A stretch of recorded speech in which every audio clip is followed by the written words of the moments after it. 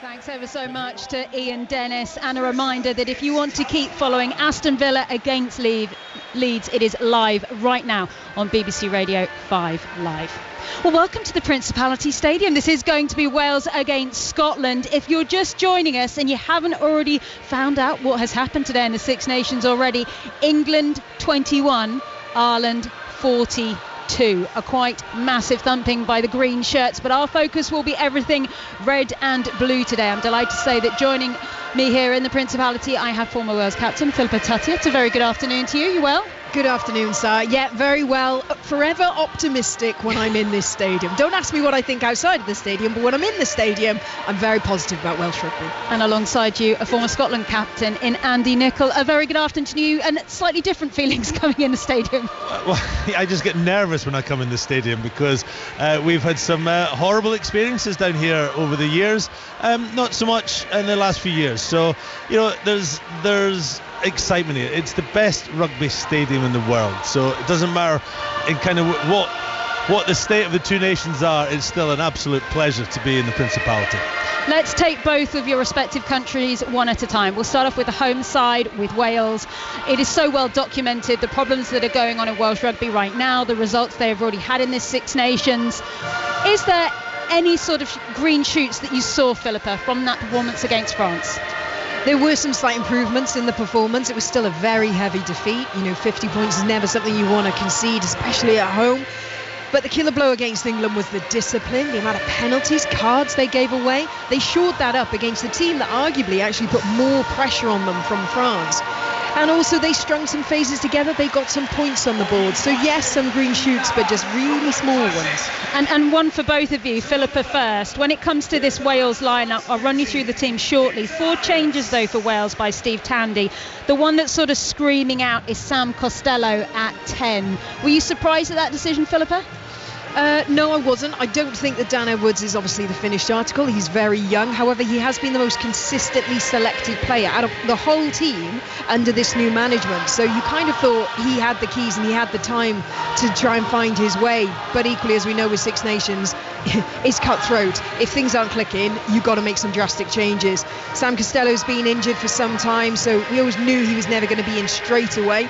But he's had some club games, he slowly got back into his fitness, and I think they do need to just show the fans, the team, that they are trying different things. And unfortunately, Dan Edwards seems to get the chop for that. I think one of the things will help him is he's got 2 Scarlets at 12 and 13, so it's a Scarlets midfield. I think maybe that's Steve Tandy might have looked at that.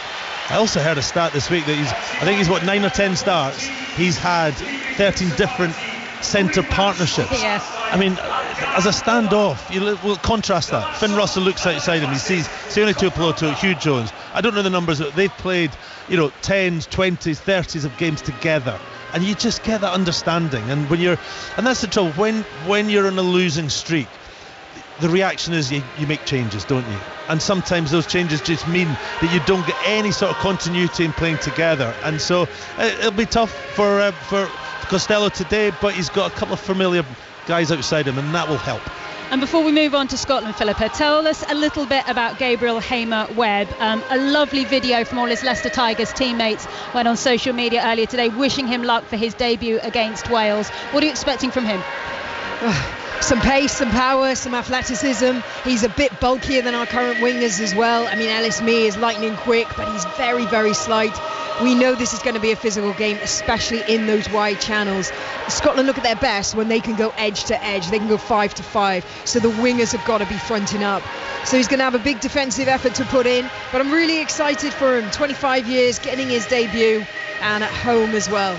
Well, both sides have just gone down the tunnel to get ready. So before we focus on Scotland, here is the Wales captain, Dewi Lake, speaking about trying to build some momentum going into this Scotland game. Some boys have gone pretty deep. First 2 games, 6-day turnaround. It's the first time we've done 3 tests in a row in this competition, which is massively exciting to be able to, build on performances rather than have that down week and kind of have to try and pick it up and go again. But I said a couple of weeks ago that boys are fighting for jerseys, boys are fighting for a shot, and I think you can see that in team selections. I think the bench made an amazing impact last week when they came on. So yeah, look, we know Scotland are a classy outfit. Their attacking shape is excellent. They've got some dangerous players, Lions littered with them. So, yeah, look, we're massively excited for the task ahead, and the boys are excited to be back at home and have a go at Scotland. Well, there you go, the Wales captain Dewi Lout there describing Scotland as a classy outfit. Just a reminder that last week Scotland did hold on to that Calcutta Cup. They beat England 31 points to 20, wrestling it back from them after England had won it by just a point at Twickenham the year before. Andy Nicol, can you just explain from a Scottish point of view the importance of a performance to back up what happened? Huge. And, you know, Dad was right, Scotland are a classy outfit, but they weren't in Rome. So you've got the highs of last week, but there was the lows of the week before. And so this is all about backing up that performance. Scotland have proven over the years that when it comes to playing against England, they don't have any issue. And that's flipped. It wasn't like that. England dominated that fixture for years, and it wasn't really competitive. And that's gone. And there's a psychological barrier that Scotland have against certain teams. New Zealand, South Africa, Ireland. Okay, not England anymore. We've won 5 out of 6, and it should have been 6 out of 6 last year down at Twickenham, so there's no issue there. But what we can't do is seemingly back that up against other teams. We don't get to that same emotional high that we do against England. Now that's a mental thing. That is not a physical thing, it's not a quality thing, it's a mental thing. So that for me today is the absolute paramount importance, that Scotland can prove that it's not just when they play against England. They can do it away from home against a side that they probably should win. So that's a very different mental driver for you. So let's see how they get on. Well, the lights are being dimmed here inside of the Principality as we wait for the players to make their way out. There's still a couple of minutes away. Just a reminder, some big injuries for Scotland. Jamie Ritchie, Jack Dempsey and Jamie Dobie are all out, and they're all suspected to be out for the rest of the tournament as well. So when I tell you there's 5 changes to this Scotland outfit, so much has been made of what's happened in the backs, and that's the return of Duhan van der Merwe and Blair Kinghorn. Kinghorn wearing 15, van der Merwe wearing 11. First of all, Andy, and then Philippa, how big an impact do you think those two in particular not have to make but want to make? Oh, well, I mean, Blair Kinghorn he's had a tough return from the Lions because of French rugby. He went straight back after only a couple of weeks. He's probably played too much rugby and he needed a bit of a break. Duhan van der Merwe hasn't been playing great for Edinburgh, and has probably been a victim of this obsession with winning the aerial battle, because that's not his area of strength. Scoring tries, causing utter devastation in a broken field is what Duhan van der Merwe does unbelievably well. So in many ways, a lot of people think this is Scotland's best back three. And it's the same with it in the back row, actually. A lot of people, you could argue, say Gregor Brown, Rory Darge, Matt Fagerson is first choice back row, and that highlights the strength and depth Scotland have actually been able to develop. Back row and winger and centre, probably the 3 areas that they can have a few injuries. There's other ones not so much, standoff, tight head prop, etc. So in many ways there are injuries, and that's the story from last week, but I don't think it's weakened Scotland in any way. It's just changed personnel, and actually they've got strengths in different areas. And you know those 2 players in particular are going to be coming into this game with a real chip on their shoulder, and that is just the worst for Wales, because they are big names, they are big players, and if they can really turn up today, they can cause some serious damage. Well, I'm just keeping an eye. There's still no players coming out of the changing rooms just yet. So let's just remind you of those other changes for Scotland. Dave Cherry comes in to start. And I loved listening to Gregor Townsend talking about Dave Cherry, basically saying, look, I didn't realise how much we actually needed him for his link play in particular. And sometimes coaches, they don't say these things, but Gregor Townsend did. And that talks up a player that he's selected. So it's good psychology there, it's good leadership, good coaching. So Scotland's set piece in the first game against Italy was appalling. It fell apart, it disintegrated. The line out against England last week was exceptional, but the scrum was under severe pressure, and that might be one area that Wales, the scrum actually has held up okay in the last 2 weeks, but England showed that you can have a dominant scrum and still lose the game. So there's so much more depth to rugby now. It can't just be set piece. And the other changes coming into those Scotland forwards is Max Williamson. He gets his start on his 12th cap, and also Matt Fagerson, he comes in and he'll be wearing number 8. Right then, the changes in the Welsh pack that we haven't discussed is the start for Ben Carter and Jamie. Sorry, I've said Jamie. It's because the lights have gone down in here and I can't read my own writing about present. Tane Plumtree, let's get that right, blimey. Philippa, a lot of people have been calling out for Ben Carter, I think, to get this start for a little while. No Adam Beard today. Yeah, Adam Beard gets a bit of a rough ride of it. The sort of stuff he does, you have to be a real line-out nose to truly appreciate, because the Welsh line-out functions at such a better level when he's involved, but people don't quite often realise because he's been there for so long. But last season he wasn't involved in the Six Nations. The line-out went from a 90% success down to a 70%. It was just one person missing. However, when he did come in last week, line-out didn't function, lots of areas of his game didn't click. That kick that he did just before half-time got charged down, and France scored from it. Unfortunately, something had to change. And you've got to remember, he's getting towards his latter years, so you've got to be looking to bring through the new talent. And Ben Carter, he's such a workhorse. He is going to take every opportunity to this. I think you're generous to the charge down. I think he actually missed the ball altogether with his kick. But that just highlights when you're down on your luck, when you're being beaten and everything's going against you. It's things like that. That a lot of times that wouldn't have resulted in a try, but it did. And I don't think that went against Adam being selected this week. I think he's a class player. Don't know too much about Carter, so really looking forward to seeing him today, and it's a great opportunity for him. So, but you just need everything to go your way, and I think this Wales.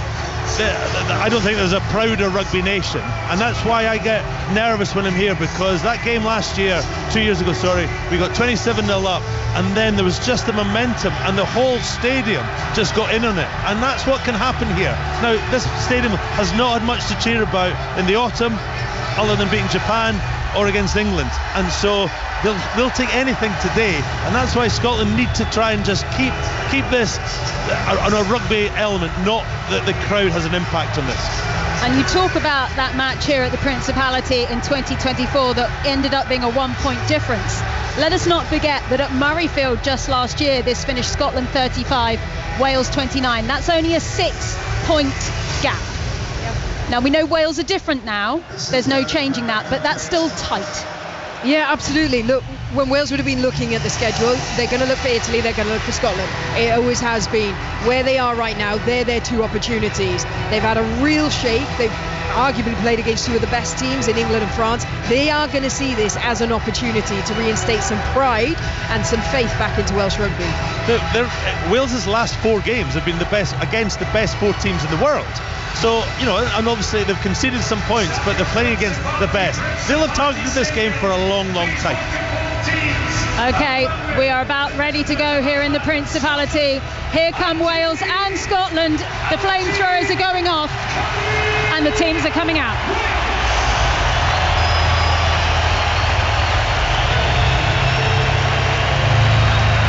Well, I can tell you there's certainly more packed inside the Principality than there were last Sunday for the arrival of France.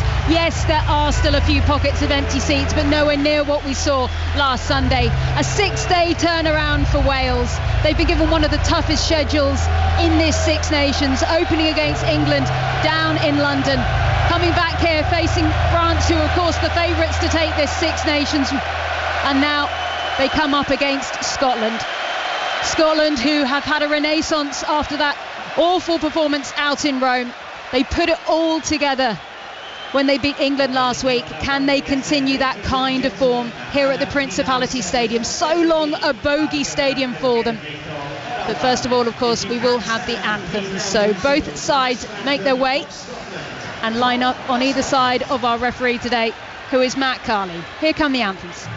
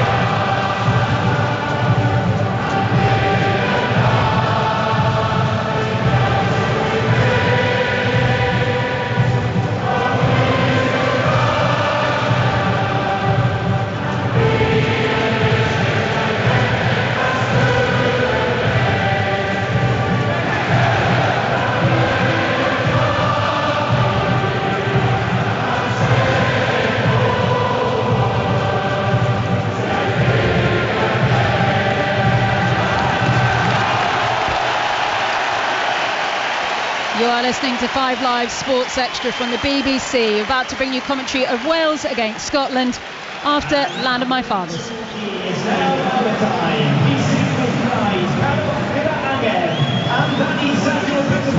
Don't hold back. Anthem Benedict of Country. Our national anthem. Hiwa Bernade.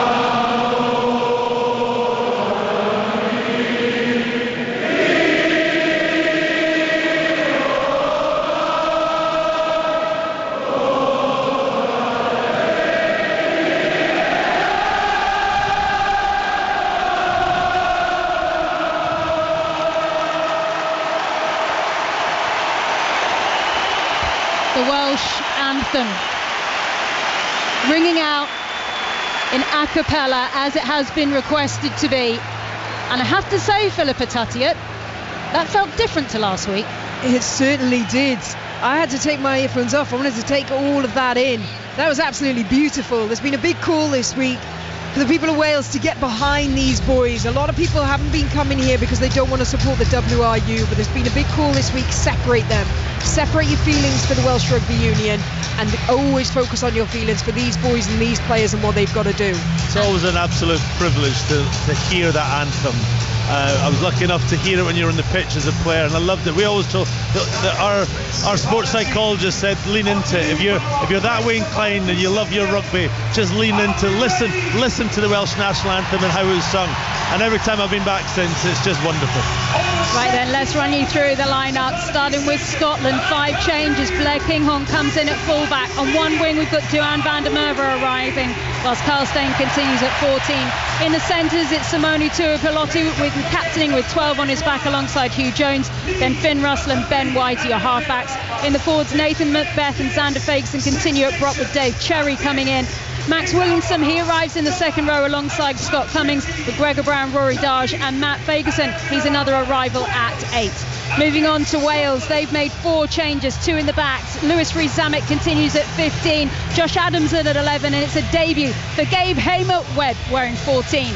It's Eddie James and Joe Hawking to continue their Scarlet Centre partnership, and Sam Costello, he arrives to wear 10 with Thomas Williams at 9. Moments away from kickoff. Moving into the forwards, Rhys Carre, Dowie Lake and Thomas Francis continue in the front row with David Jenkins wearing 12 and a new second row partner in Ben Carter. Then Tane Plumtree, he comes in to wear 6 with Alex Mann and Aaron Wainwright, who switches to wear 8 on his back.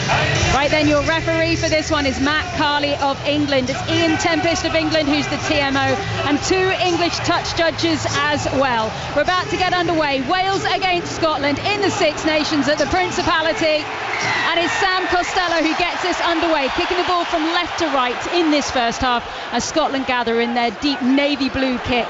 It's been gathered there by Fagerson, who takes it up to the 22-metre line, and Scotland looking for an early exit. Ben White, who of course was called in late towards that Lions squad last summer, and so impressed he did. In fact, he replaced Thomas Williams, of course, of Wales, who had to go home early injured. As the ball comes out of play on this near side, and we'll have an early line out for Wales on this near side. Yeah, good exit there from Scotland. First opportunity for Wales to string some attack together. Driven forward this time by Joe Hawkins, trying to be that battering ram that he always is for his club.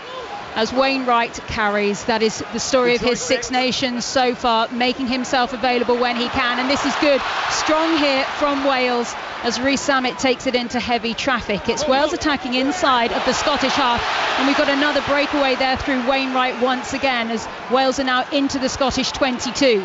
Big pass out wide there from James. This time it goes to Hawkins. He's hanging out on this near touch side, and this is a strong start from Wales. Still flirting with the 22-metre line at the moment, Wales. 0-0 and only a minute played at the Principality. Costello finds man. Driven on hard this time by Rhys Carré, who was scoring against France last week. Adams with the pass out wide, and waiting this time is Plumtree.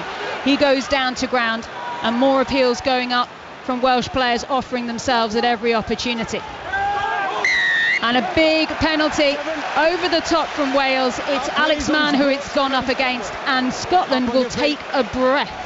Well, that's really good play from both sides. Wales had really good shape, continuity, quick ball, but Scotland's defence stood firm. There was a couple of missed tackles that Wales got half in behind, but then I think both teams will look at that. That's a good start. Wales offensively, Scotland defensively. Yeah, absolutely. I saw some really good early shapes from Wales there. Lots of running options for Sam Costello to try and pick out whether he wanted to hit forward, wanted to go in behind, and there was even another layer behind that. We haven't seen that sort of organisation in attack so far. But just keep my eyes on Costello, because he took a while to get up from a really big hit from one of the Scottish players. Okay, Gabe Hamer-Webb has taken an absolute clattering to his face. I mean, he's got claret dripping all down his face at the moment, and he's going to have that dealt with, and it's just whether he needs to go off the field to have it dealt with or if he can carry on. So his first couple of minutes here into international rugby, and I think Gabe Hamer-Webb might have to just go off the field. They have stopped the clock, so you're not missing any rugby. It's Wales 0, Scotland 0.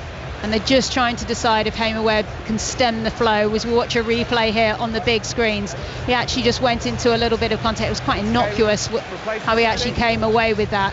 And they've decided now he is going off. It was just like a flailing arm from Ben White looking at the replay. So there's no foul play in it at all. But it's unfortunate in your first start, and you're off after 2 minutes. Exciting though for Welsh fans as Blair Murray, who some have been calling for to be more involved in this Welsh squad, gets onto the field.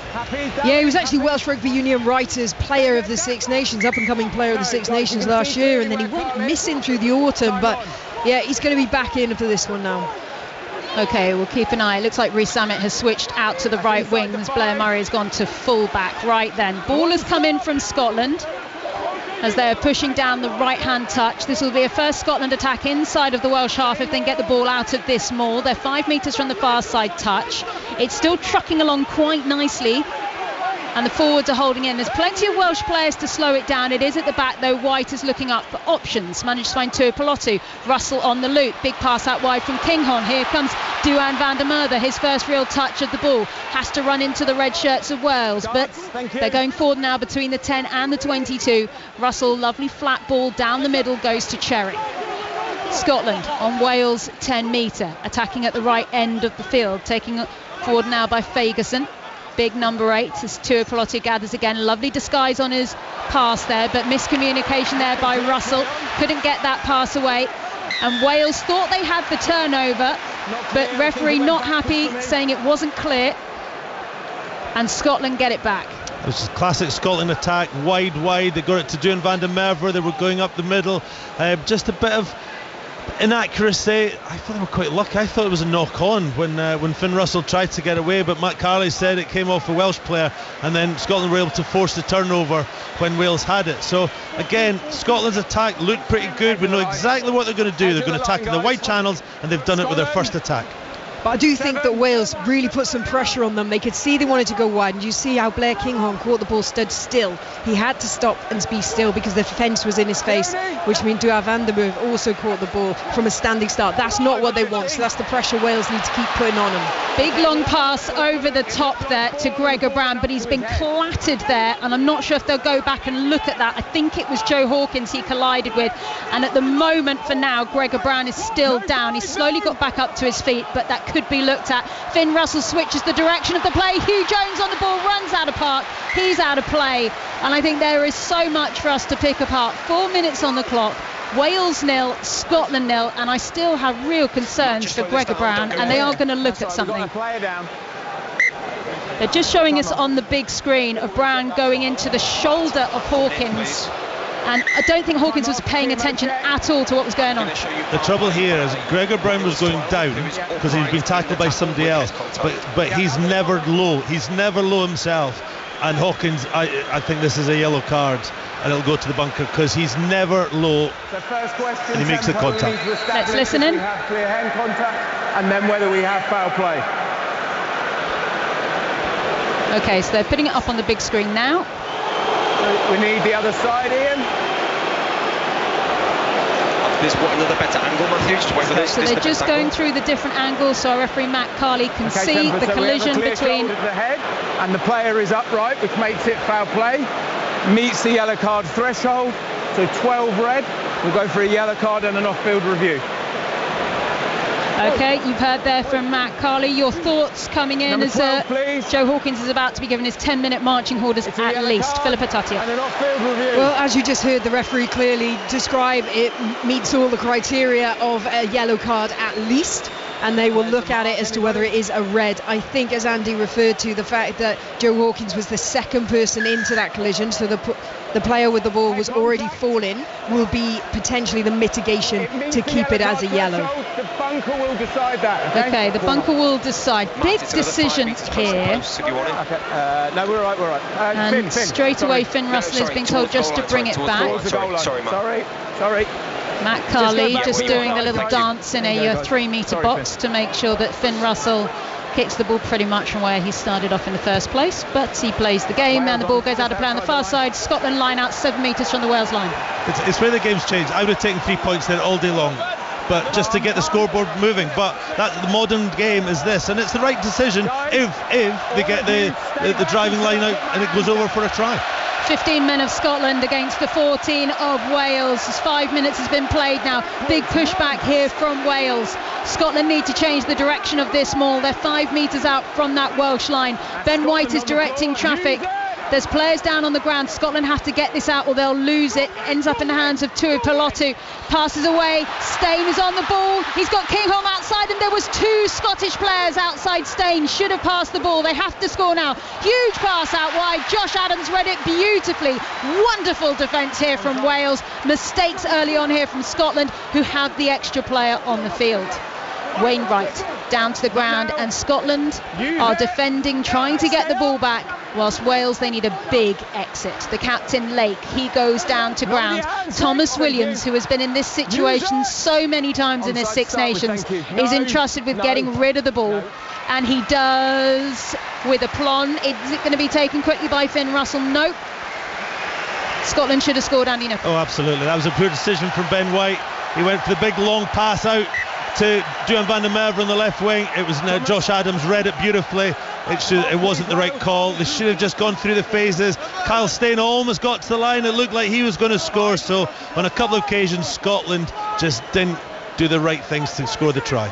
Incredible scramble defence though from Wales. Tame Plumtree especially working so hard to get from that wide channel to make the tackle and wrap up the player. Just slow down play enough to let the Welsh players get in line. Big Alex Mann hand going into that line out. Wales have stolen it. Remember, they're playing with 14 at the moment.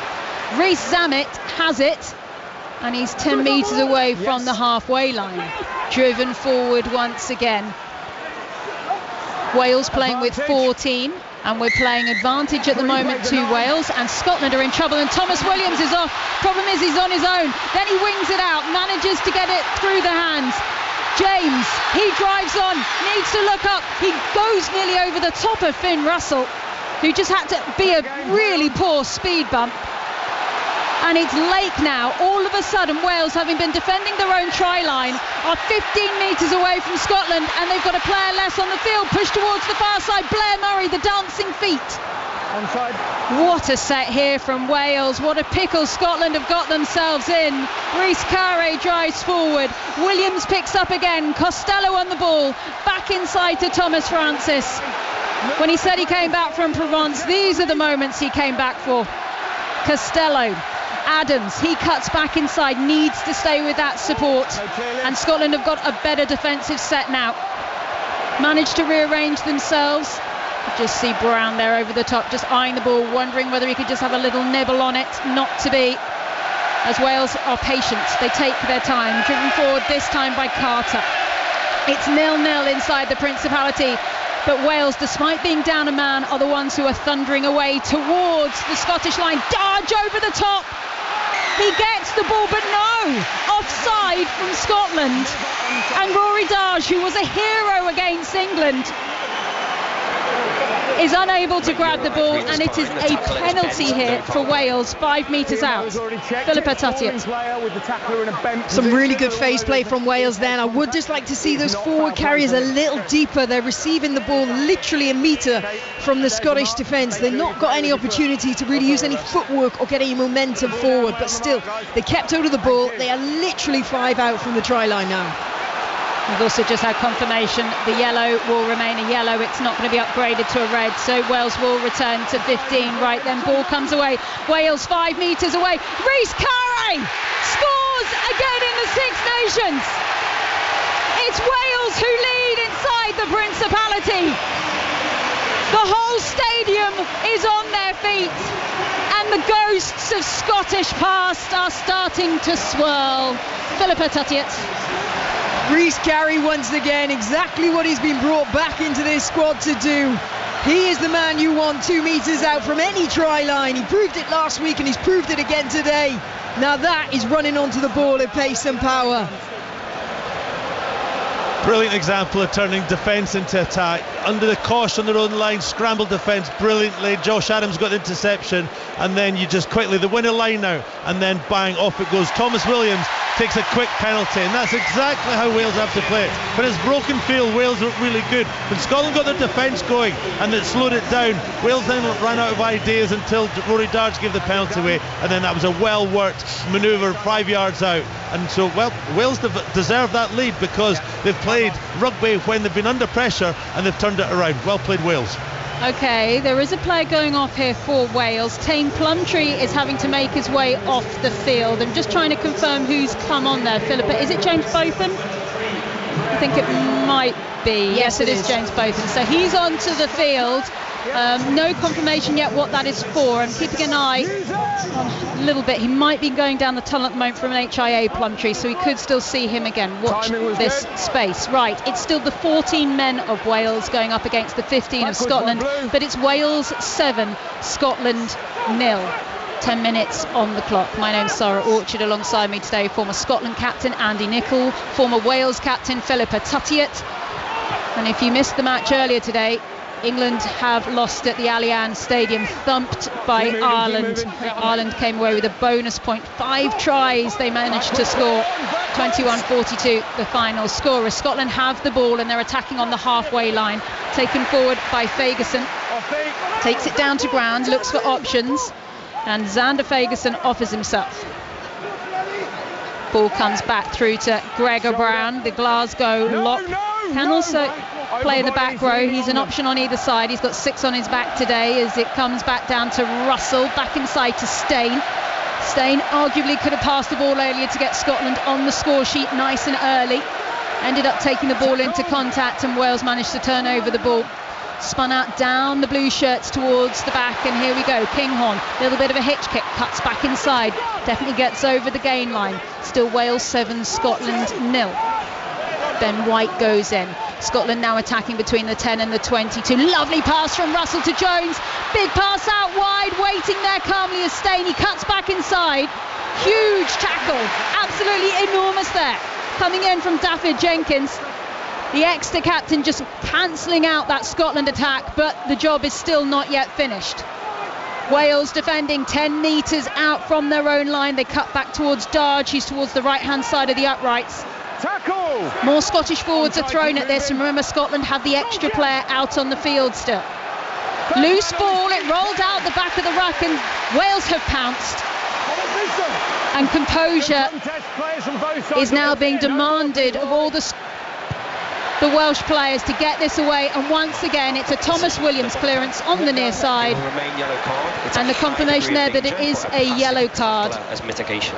And the mitigation is that the attacker, they're just going to tell that to the two captains. So if you just listen in to our referee Matt Carley, just calling them in now, just waiting for Dowie Lake to get there. I think he's enjoying the breather. From the bunker. The yellow card will remain a yellow card. Although it's a high degree of danger, there is mitigation because the tackler is passive. Okay. And there is currently 1 minute and 42 seconds left on that, as the next passage of play will restart with the Scotland line-out. But Andy, your thoughts on that last attack? A lot of it was very good. They were getting in outside the Welsh defence, and Wales were really scrambling at times, but they held firm, and then they won the context on the ground. That's exactly what you got to do. And again, both sides will be fairly happy in that last bit of how they actually played. Cherry gets the ball in. Dave Cherry now playing his rugby at Vannes in France, and he's tucked the ball under his left arm as this maul is just running out of gas, and gets it back to Tuipulotu in the midfield. Nice pass to Russell, lovely disguise on this by Scotland. This is what they can do. Final pass out wide, it will be scored by Kyle Steyn in the corner, and when Scotland attack like that, it is a thing of beauty. It really is, and that was just perfect execution. Ben White straight to Sione Tuipulotu, pulls it back to Finn Russell, puts a long pass out to Blair Kinghorn coming in the full-back position, and then it's just a 2-on-1. I don't think any team in the world can defend that when it's done as well as that. I think out of all of the nations, when Scotland backs click, they can execute a backline move like no one else.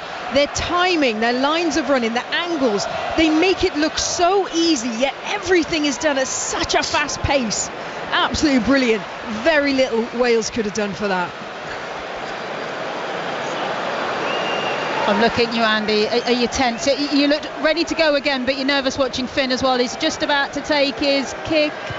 The conversion is high, it's flying, it's landing, it's not through, so it remains Wales 7, Scotland 5. What was just so good about that try was the length of the passes.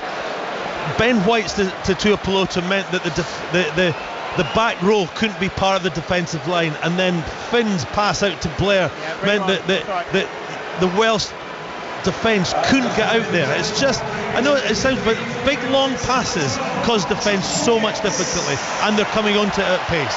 It was so well worked. And when it's off your left hand as well, it's always a bit more impressive, isn't it?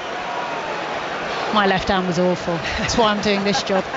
Right then, Wales 7, Scotland 5, 14 minutes on the clock, and I think the bin is up for Wales, so they're back to a full complement of 15 players. Joe Hawkins back onto the field after a really uncomfortable collision between him and Gregor Brown. Brown was okay, but we have had another change for Wales. Tame Plumtree had to go off, and I think he might have just appeared actually from the tunnel, so I think that is his afternoon over. James Botham onto the field. Right, Scotland have cleared the ball towards the halfway. We'll restart with a Welsh line out as Dowie Lake just goes and gathers the ball. In or out?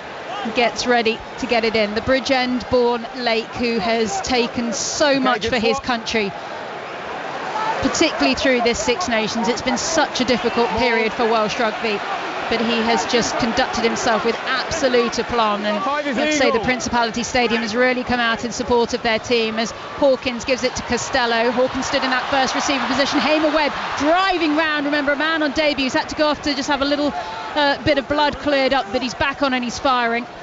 And Wales left on the halfway line, pushing towards the Scottish 10-metre. Thomas Williams, Costello, he thinks he can see a 50-22 on here. What a moment by Sam Costello. Take a bow, young man. That was class. That was absolutely brilliant. A low driving accurate kick. He was just about a metre behind the halfway line, kicks it in behind. It was taken back though. They took it back. Here.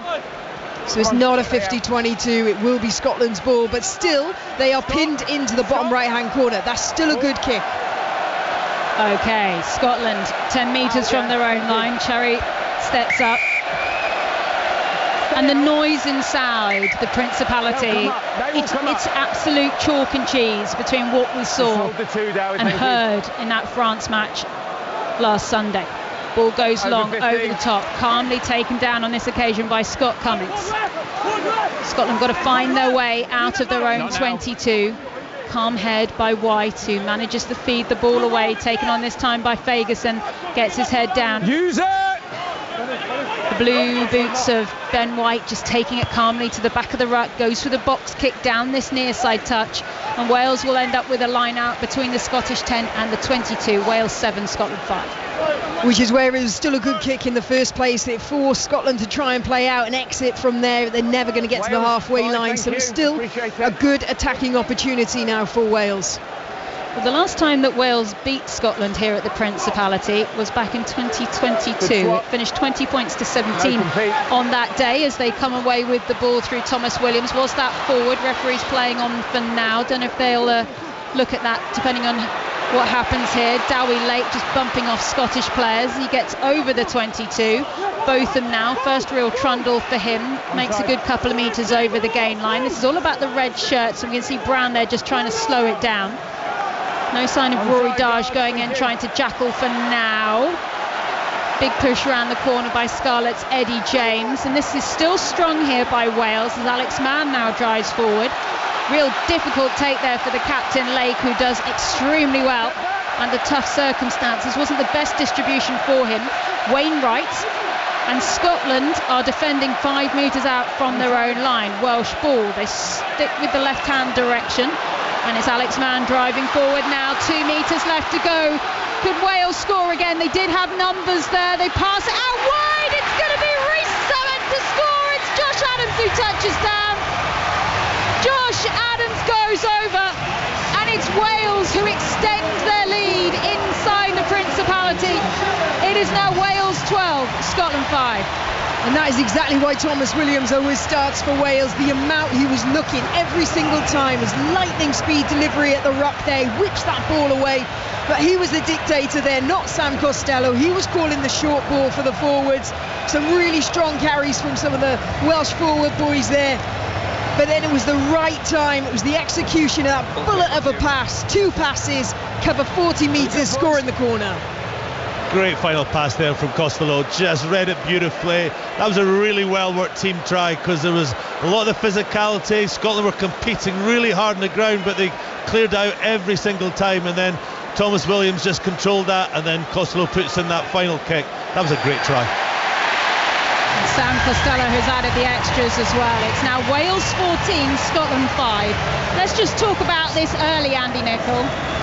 20 minutes and already Scotland don't look comfortable. Why? Well, because Wales are playing well, and they're keeping the ball, they're keeping their phases, they're doing what they're playing to their strengths. You know, when Scotland have had the ball, they've looked pretty good and they've managed to get 1 try. But so this is what Scotland didn't want. They didn't want the crowd to be a factor, and now there's belief in this stadium. Well, I can tell you, they are singing like a choir inside of the Principality right now. Bread of Heaven is ringing out.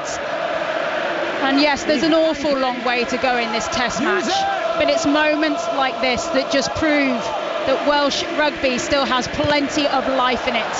As Thomas Williams tries to go for a big box kick, but there is a big Scottish hand that just slows that down as it bobbles out of play. But the Scottish hand means it's still a Welsh line out, far side of the field, 2 metres outside of the Welsh 22. Oh, it's so lovely to hear the crowd sing like that. Honestly, I have not heard that for a long time. Are you a bit emotional there, Philip? Yeah, okay? a little bit. Look, it's early days now. Let's not get carried away. But yeah, it's just so good to see the life back in this stadium once again. Wales 14, Scotland 5. Backwards. Still a long way for this match to go, but so much to talk about. Right then, Thomas Williams has his hands on the ball, of course, off to Saracens next season. Plenty of chat that Kieran Hardy, the man on the bench, is on his way to Gloucester as a replacement for him next season. As the exodus from Wales appears to continue from the provinces, as the ball goes down to ground through Sione Tuipulotu, he's over into the Wales half, and Scotland attacking around the halfway. Cherry just bobbles with the ball, loses it forwards. Alex Mann, bin pass out wide. It was really nicely read there by Steyn. Somehow the ball ends up backwards to Thomas Williams. He does for a little dink overhead. Will it bounce for him? No. Ball just got a little bit loose. The original knock on, they never made a gaining ground. Okay, they're going to come back and restart then with a scrum. Knocked on in the midfield by Scotland. It's a Welsh scrum. They went a long Right way idea for back Thomas in the Williams to have that little dink across, because it was quick, such a quick turnover of play. The defensive line from Scotland wasn't organised enough, so there was a little space there, but unfortunately, ugly bounce to the ball.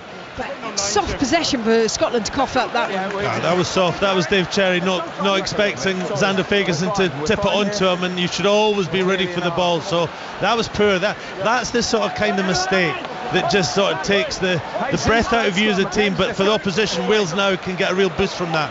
We didn't see any of that last week against England. Scotland were so accurate in everything they did last week, yet little mistakes like that, that's really disappointing. Right now on BBC Radio 5 Live, you can listen to Sports Report. Then at 5:30, it's West Ham against Bournemouth. At 7:30, it is 6:06. The noise you can hear is the Principality Stadium, where it is Wales 14, Scotland 5 in round 3 of the Six Nations. 22 minutes on the clock, and it's a forward pass from Wales, and they will come back then for a Scottish scrum on the halfway line. Andy Nicol. Yeah, we're not quite in line with it, but when the halfway line was there, you could see clearly Thomas Williams. It went forward. We're seeing a replay now, and it's there for all to see. So, you know, that was a good attacking opportunity. That they didn't need to do that. That wasn't wasn't how you were playing on the right on the gain line. So Thomas Williams, I'm a massive fan of. I thought he was a brilliant player, and he was. So sorry from the Lions when he got that injury, because I really do think he'd have put pressure on Jamison Gibson Park for the test. So yeah, that was one he'll be disappointed with. And on the flip side of that, Ben White did turn up on that Lions tour and played an absolute blinder. Yeah, and he's been class for Scotland. Just he scores tries, but his speed to the breakdown is excellent as well. And it is Scotland who come away with the ball. They push towards the right-hand flank of the field as Hugh Jones runs through. Good support by Tuipulotu as they team up really nicely, as they ever do. That centre partnership. Cummings on the ball, manages to pop it off and away to Max Williamson. Back now through to Brown. Brown goes down, and it's still outside of the Welsh 22. Scotland just attacking, still going forward. This is a good Welsh defensive line. They're stopping any Scottish players going over that first whitewash, which is the 22-metre line. Fagerson, he drives forward, push backwards. Slow and steady, no one quite penetrating as far as they would like for now. Is Darge, he goes around the corner, tries to take a bit of an angle. This time Xander Fagerson drives on, and this is some real fight in this Welsh defence. And plenty of chat there about Steve Tandy doing the defence as well as the main head coach's role. Arguably, is there enough money for a defence coach as well from the WRU is one of the questions being asked, but for now it is Steve Tandy who's doing the job as well as everything else. As the high ball goes up, Steyn, the Scottish try scorer, runs straight into Thomas Williams and also James. They've got him down to Grant, and still Scotland are not over this 22-metre line yet. They have put together 13 phases and no one is managing to find a way. Huge tackles raining down once again. Daffyd Jenkins, he's putting in the effort on this occasion. Here comes Duhan van der Merwe. He's well held. Both legs are being dragged down to the earth. Ben White gathers now. It's still Wales 14, Scotland 5, and miscommunication in the Scottish midfield. They were going nowhere, and it is everything that Scotland didn't do last week against England. For some reason, it's just not clicking. The first phase, second, third phases, actually, they're looking really good. I think it's been really good defence from Wales. But as soon as it gets into phase 5, 6 and above, they're running out of ideas, and it's becoming a one pass, and that's just dead. That's when the advantage then goes to the defending side. So, you know, this is when Scotland are not getting their attacking game going in the first 2 or 3 phases. They look like they've just become very narrow, and it becomes easy to defend against. Yeah, it almost felt like they were trying to force just one more carry, get momentum, one more carry, try and get the momentum, but it just wasn't working. They needed to mix up the picture more. After those about 14 odd phases, I only counted 4 times that Wales actually put a player into the ruck to try and slow it down or to try and jackal it back. Their mission there was purely players on feet, and they did that really well. That's why we saw multiple phases from Scotland, because Wales were happy to let them have the ball. They wanted to stay on their feet and just almost force the error, which it happened. It worked. 4 handling errors from Scotland compared to 1 from Wales, with the scoreline on 26 minutes, Wales 14, Scotland 5. Let us not forget, Steve Tanby used to be embedded in this Scotland team. He knows a lot about these players. Maybe this is the match he has been waiting for, saying, I can show you guys a thing or two. And particularly when it comes to defending against them. Right then, Costello kicks the ball down the field for Wales. It lands for Kinghorn, who gathers on this near left-hand side as he runs straight into Hawkins, who gets his man down. James Botham was right over the top of that, and he gets the jackal and the penalty. What a moment for Botham. Strong position, number 20. That was brilliant by James Botham, but that was a really poor decision from Blair Kinghorn. When there was a long kick down, that is just, you put it back up in the air and you just play the aerial battle to try, and it was 2-on-2. It wasn't even like there was a great advantage. So poor decision. Sometimes Blair Kinghorn, he's so attack minded, he just needs to sometimes be a bit more pragmatic, get the ball up in the air and start again. No, Scotland would have watched the game last week, wouldn't they, when Wales played France, and how much joy did France have from running that ball back, because Wales's kick chase was really poor. However, Wales are going to fix that. Of course they're going to know that was a massive error of their game, and there we just saw a really good kick chase. 3 players, like you say, 2-on-2 for the initial attack, and then that flanker in the background ready for the jackal. It's James Botham's birthday tomorrow. He's going to be 28 years old. I think we all know what present he wants. 28 minutes on the clock. Wales 14, Scotland 5. Ball eventually comes out of a real mess of a maul, but Wales somehow still have it, and they're on the Scottish 22. Alex Mann, famously known for winding up big names in the rugby world, takes it on. Williams has to just flick the ball off the floor because he's down on his knees after he's been caught. Williams goes again, this time to Wainwright, who managed to make a really good metre. That was almost brilliant there from Scotland, but they lose their footing and no, they can't jackal. Costello with the pass to Rhys Zammit. He slams his body through Scottish players. Oh, was that holding on the floor? Referee says no. Zammit is so lucky there. And the ball is still in Welsh hands. 28 minutes played as Wales still attack inside of the Scottish 22. They push towards the upright. Wainwright gathers again, goes round the corner. How many phases can they put together? 9 now. So far, this blue wall is holding, but there's just a metre still coming from each of these Welsh attacks. Eddie James! Oh, he's a metre away from the try line and penalty advantage as well. Wonderful stuff from the Scarlet centre. Thomas Williams wrestles the ball back. He doesn't know which way to go. Decides to go left.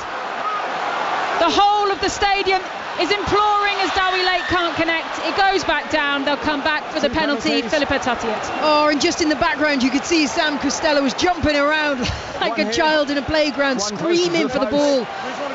We actually had a sleeping winger on, literally hugging the try line. I think he was setting up for a crossfield kick there. Now Dowie Lake is taken a knee. I don't think it's because he's injured. I think it's because he just needs a breather. Offside. And big decision here from Wales of what they're going to do. I don't think they've made their minds up yet. I think they're going to kick for a penalty. You take the 3. You take the 3. Absolutely. 14-5. Get to 17-5. It's a shooty in for this one. The crowd, you can hear the Principality. They're loving this, and rightly so. This is a transformed Welsh side, and at the moment Scotland can't stop them when they're getting into the 22. I thought they were quite illegal. I was surprised there wasn't a yellow card, even a discussion from Matt Carley, because Dave Cherry, I thought, was quite cynical there to give away that penalty so close to the line. So Scotland need to have a real serious word with themselves under the post there, because first 30 minutes it's not been great.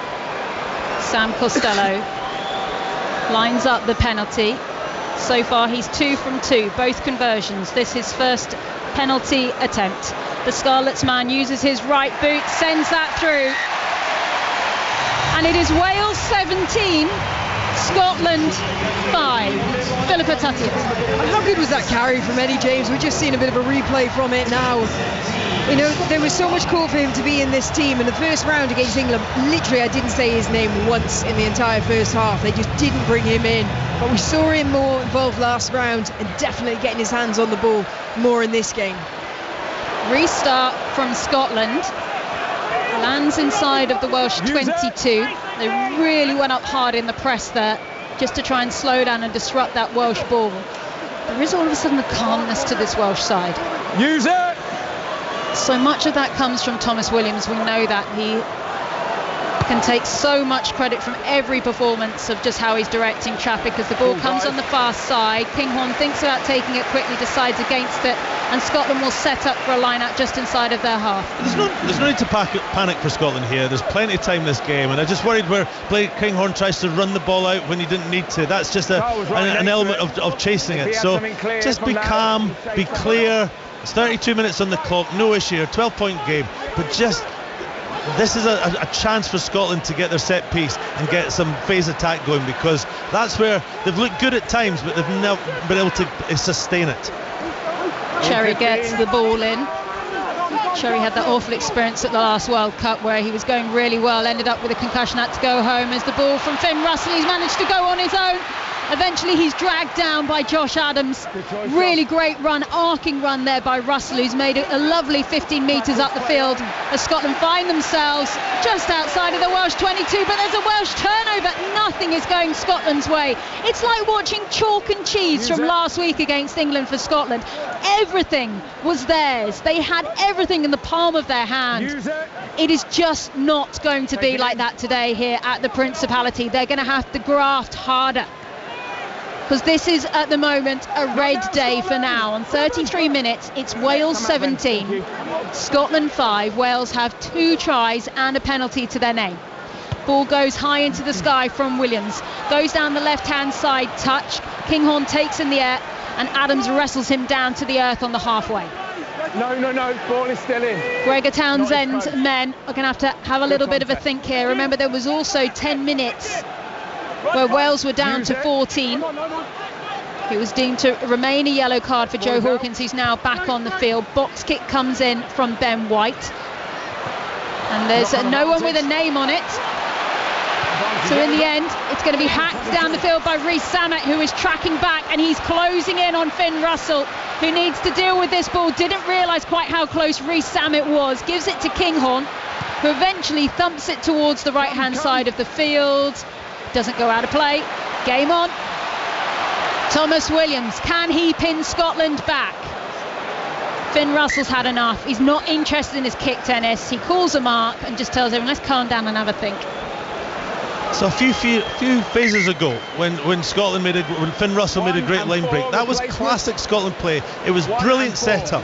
But then Max Williamson got a big long pass and he made a mistake on the ground. Now that is just the difference from one week to the next, because Scotland were not making those mistakes last week. They were turning that sort of setup play into 7 points, and it's just accuracy is everything.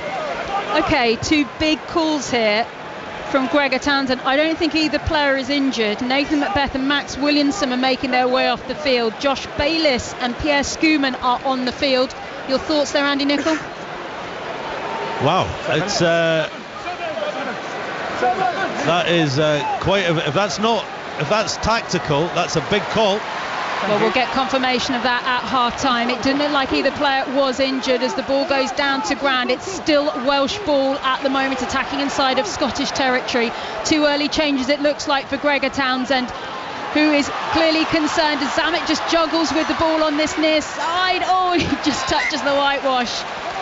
His knees come out of play, and we'll restart with the Scottish line-out just outside of the Scotland 22. That was really smart defence by Duan van der Merwe, wasn't it? Because it was right in front of us here, and he made the tackle, but then just kept pushing him just slightly towards the touchline. Yeah, he sort of put a bit of a roll on the tackle, didn't he? Knowing where that sideline was, just hoping that part of his body might touch it, and it did. But that is a big call with those substitutions. Sorry, Sarah, when you were just saying, Andy, Scotland need to calm, get back to basics, stay in it, and then you've got your coach hooking 2 players off. That doesn't seem calm to me. I can tell you, when it comes to post-contact meters and gain line success, it's Wales who are leading those stats, and they're also winning Scottish ball at the line-out when it doesn't connect. Pass goes out wide, not to be taken by Eddie James. It's been knocked on.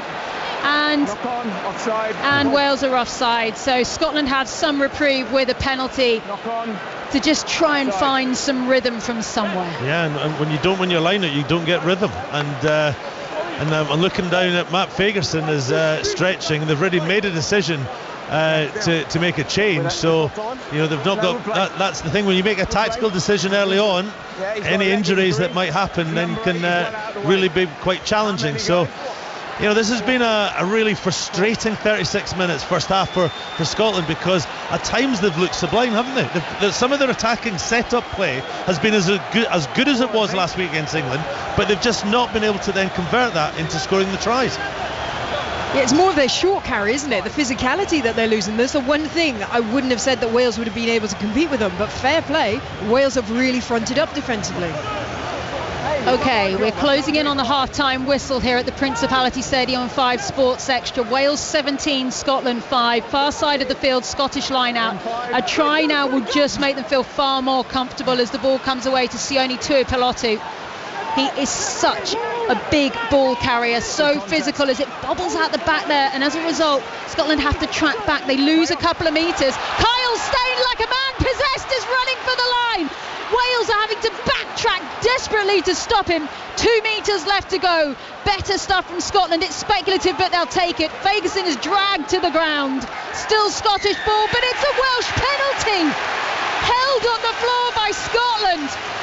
Alex Mann, take a bow. This is unbelievable. Nobody saw this coming, Philippa Tuttiett. Wow, for all love of money, I thought Scotland were in there. Kyle Steyn, beautiful little pick-up. Brilliant footwork. I thought he was in, but last-ditch tackles from Wales. Fair play. They got him down. And then the challenge on the ground, Alex Mann. Wow. It's a great example of the contrast from one week to the next.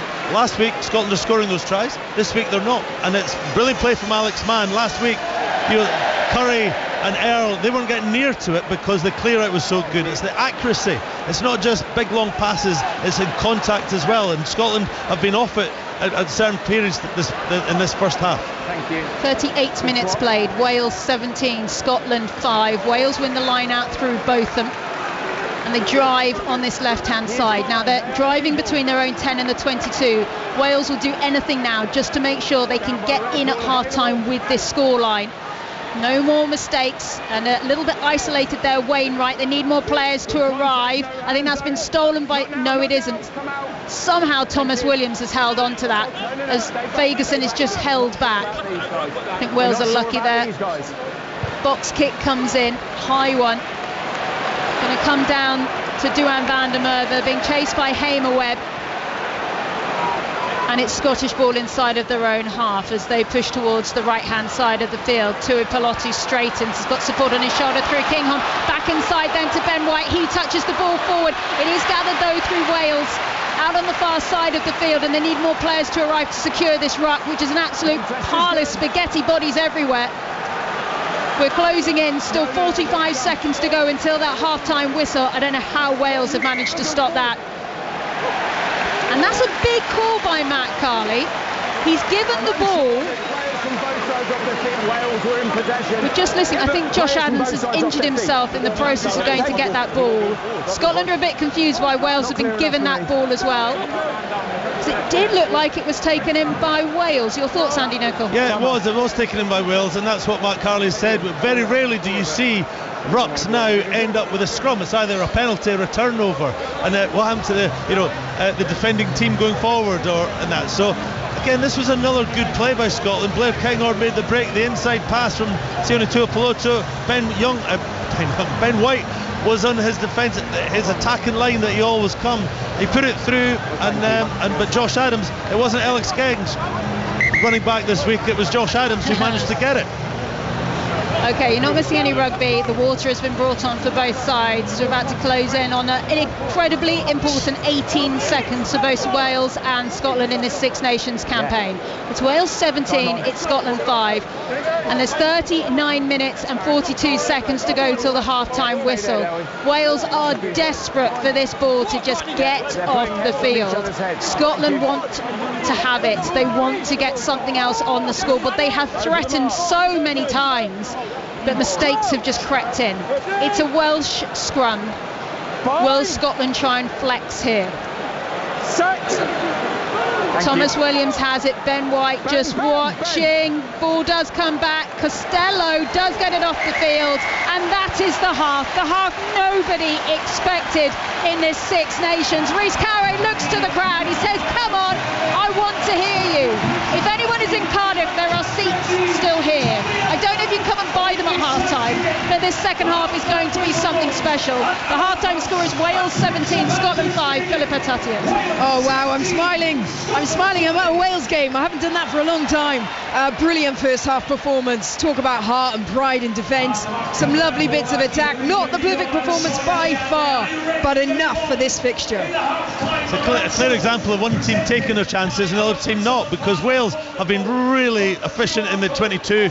They've probably 3 chances, they've taken 2, and they got a penalty in the third, so that's great. Scotland could easily be leading at about half time if they'd taken their chances, because they've had 3 or 4 clear try scoring opportunities when they've got really close to the line, and it's just not been there. So it's all about accuracy. You know, their setup play has been good. It's been probably equally as good as it was last week against England, but their accuracy then in contact and the finishing pass has not been there, and that's why it's a 12-point ball game and we're down 17-5. We've just not been nearly as accurate or been as ruthless taking the chances as Wales have. They've just thrown a load of stats up on the screen. The one that really stood out, Philippa Tutiet, is the post-contact meters. That's where you can just see Wales have stepped up physically and they are fighting. Yeah, and it's incredible, because if you were to look at those stats last week, Scotland playing against England, and Scotland's stats were off the chart for their physicality and their post-contact meters. But there's 6 handling errors in that half. That's what Andy's talking about there, throwing away those opportunities. It's just, but you've got to give credit to Wales. They're putting the pressure on and they are forcing them. I am absolutely flabbergasted. I cannot believe that Scotland can put in a performance like that against England last week and then put in a performance like this against Wales. I don't understand, Andy Nicol. Well, it's just the accuracy, the setup play, the line breaks are probably, if we were looking at stats from this half-time to last week's half-time, they'd be very similar in line breaks and the width that they were playing, where Scotland are playing. They've just been inaccurate when it comes to the contact, and that is the difference. That's what can change from one week to the next, from one game to the next, from one contact to the next. And Scotland will seriously have to improve on their accuracy in the second half. And if they do, the 40 minutes, 12 points is nothing. Genuinely, you're right, I said they shouldn't panic, and then Gregor goes and makes 2 changes. Now, I'd love to know genuinely, I don't know if we'll get any feedback if they were tactical or where they through injury. They didn't look like injuries, so that is a massive call if it is. And as you said, Philippa, a little bit of a panic, but listen, a lot to do. It wasn't the half-time score I think any of us were expecting, but you can just see international rugby. If you're slightly on and slightly off, it can make a massive difference. Andy Nicol, Philippa Tutiet, thank you so much for that first 40. We've still got another 40 to go. Anything could happen. The half-time score is Wales 17, Scotland 5. But we're just going to take a little bit of a break here and talk about another sport, because coming up later on Sports Extra at 7 o'clock, it's 5 Live Boxing, and it's going to be live from Nottingham. And after their iconic fight for the WBA featherweight title back in 2023, Lee Wood and Josh Warrington are finally going to step into the ring for the rematch. Now, Wood won the first. It's all about whether Warrington can get redemption. So on the latest 5 Live Boxing podcast, Steve Bunce spoke to both fighters, and first to Matchroom's Eddie Hearn. They're both, physically in great shape. They're both bang up for this fight. This is our bread and butter. Yeah. Like Nottingham, Leeds, sold out, electric atmosphere, Sweet Caroline, big grudge match, domestic battle, easy 2 journeys, former world champions, journeys. 2 kind of generational great fighters from this era, if Dozens you like. Dozens of good fights. Exactly. Dozens. So, plus British and Commonwealth Championship on the line, Fawaz against Davis, World Championship on the line, Sandy Ryan, Leo Atang, Tia Ayton, Molly McCann. I mean, it's a proper night of boxing. It's a good. Before we hear from the 2 boxers, have you seen much of the 2 boxers this week in the build? Have you seen Josh? Have you been close to Lee? No, I've seen. I got to Nottingham today. I just saw Lee Wood outside. Looks very healthy. I mean, up at Super Feather. I like healthy. Feather was not good for him. No. I've got to say, I saw the pictures of Josh Warrington. I mean, he's always in shape, but he looks absolutely beasted. You know, I mean, he looks in phenomenal condition. He's had the old Barnet done as well, which I'm very jealous about. He's got a few more follicles in there as well. Do you know what I mean? So look, they're both, 2 consummate professionals. Yeah. both in the absolute physical peak condition they can possibly be in, ready to put it all on the line for us on Saturday night. Now let's hear from the two fighters. It's completely different. Even the fight will be different. The build-up's different. He said a few disrespectful things. I thought to myself, he's just being disrespectful to get the rematch. But then I look back, I think he did a few things before the fight. Personal things, yeah, like he posted something about me going off to use the drip after the weigh-in, which I've never done in my life. I sometimes wish I did, because I really struggled to rehydrate sometimes. But yeah, I thought... So it wasn't even because to get a rematch. I don't know why. That's what he does. That's how he is. Or maybe he thought he was going to win. Then I don't know. How much different is it? It's really hard for people to understand. It's only £4, people to say, but for you, that £4 is it's enormous, isn't it? It's a lot. It's a lot. I don't want to go into how much I used to cut, but don't have to. We all know. That's a lot. Yeah, you can see my face today when I'm making featherweight. It looks half dead, but even now, like I feel. I'm not as if full of energy. It's still hard to make, but I feel like I'm living. Do you regret that I know there was all sorts of reasons why it didn't happen. Do you regret the rematch didn't happen 6 months after the first fight, or you find the way it is now? From my point of view, that was always in my back pocket. That fight was always there. Same with the Conlan fight. If I need to revisit that, but I don't think I want to give him the opportunity, to be honest. But with Josh, it was always in my pocket, so like I could go on and head towards challenges, and that fight was always there. And I always said with boxing, I want to finish on a high. This is the fight for me. What's going to bring the best out of me? Do you like the nastiness that exists, the sort of how personal it's become? Because it seems like, do you like it, or is it just part of our business? I don't like it, but I think I need it. I think with the Conlan fight, it brought the best out of me, and I think with this fight, again, it's going to bring the best out of me. It hasn't come. I've been so switched on. I've been nailing the sparring. I just think it brings the best out of me, and maybe I need that. I need that fire there. Bit of disrespect you need. Maybe, yeah. I've had a good look back over your career. You've been disrespected a lot, really, haven't you? Or overlooked. Whatever way you want to call it, people have sort of taken you a little bit for granted. I mean that I mean it nicely. I find that ridiculous. Yeah, it's good though. It's good to be on the radar sometimes early on in my career, and then when the world title came around, I got picked because of that unlooking, which was a blessing. Yeah, no chance to beat Conlan. That's it. Yeah. No chance to beat anybody, really. Yeah. You keep beating them. Adapt to win. You keep beating them, Lee. Because I adapt to win. I don't box the same against every fighter, and that's what you got to do to get to that level. Now, I was talking to Carl Froch, and he was saying that you were talking to him about how you used to go to his fights when you were a bit young. And just tell me a little bit about that, because he's like the king of this town. Well, he might be the king of this town. In fact, it turns out that you might be the king of this town. We sat next to each other. Just don't tell Carl. He said, "Are you the sheriff?" Am I the sheriff? Who's the sheriff? I was like, "I'm just holding it for you." But so my friend over there, Taz, his dad Mark, used to coach me from a kid, took me on pads and that, and he used to take Carl on pads from when he first turned pro. So he used to go to a weights gym, and everyone used to look around watching. I was only really young, and I watched Carl go from turning pro to winning a world title, and most of the fights been in the arena. Yeah. And you went to those nights? Yeah, a quarter of it, half of it. Then the first time he fully filled it and won his world title there, I was there. Pascal fight. Yeah, Pascal fight. And I was in the crowd screaming for him and looking around thinking, one day, I'd love to do this one day. And I've done it numerous times now, and it still doesn't get any less satisfying when I walk out to that stage and I look around and I think, I'm here. Yeah. It's time to go. But I said this the other day, I said, I'd love to share that with someone. So Matchroom this time got me some sunglasses to come out with the camera on. No way, so you're going to... I got sunglasses. So that'll be your personal memory. You're going to think, why has he got sunglasses on? But I got the camera to look around, to view the stadium and share that with people. You know what, that's a really good gimmick. Yeah, I like that. And just finally, how does it end on Saturday night? After you've taken the sunglasses, after you've taken the robe off, when it's just you, him, and a referee and a capacity crowd, how does it end? No, I can't really.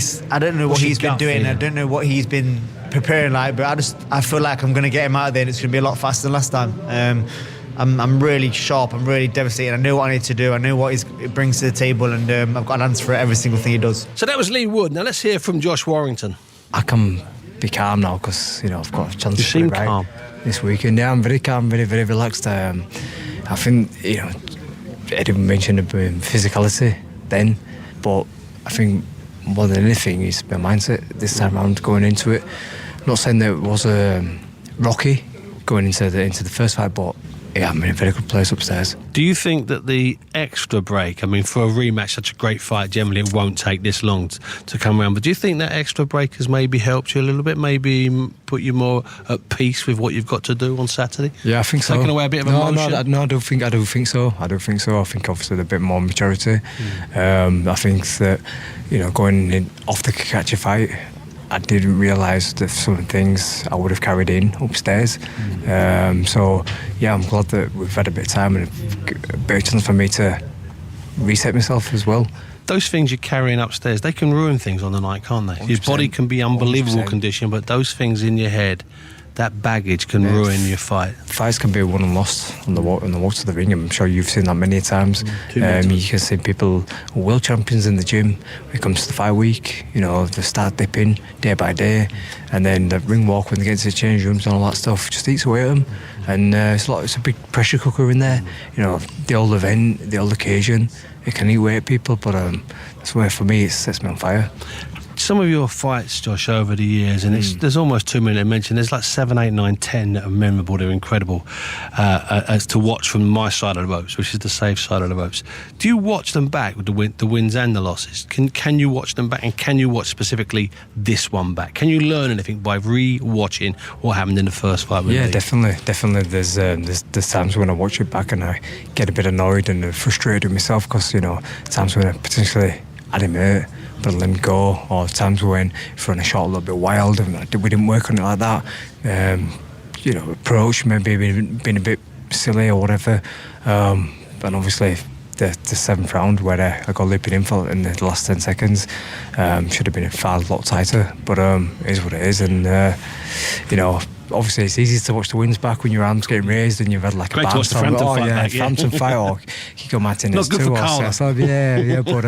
But there's the first 2 rounds fantastic, but yeah, I do struggle to watch the losses back, but I think when it's all said and done, then you just appreciate it, don't you? And 2 things. First of all, the extra £4, fantastic.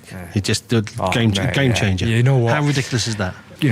Reece Mould will vouch on me here. I remember saying to Reece quite specifically in one of the training sessions, I remember turning around to him after we finished the circuit together, and I turned around and said, this is my last one at featherweight. I've done at featherweight, but the extra £4 doesn't sound much, Bunsey.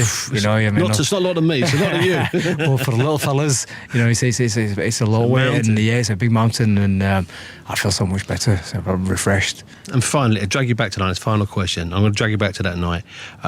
You were angry on the night that it was stopped. When you look back and watch it, are you still angry it was stopped? Yeah, 100%, yeah. Good, okay, as long as you're solid. Yeah, that's it. Yeah, I feel that I should have been given the benefit of the doubt. But then again, if it wasn't stopped and making it a stink, then we wouldn't be in this position. That was then.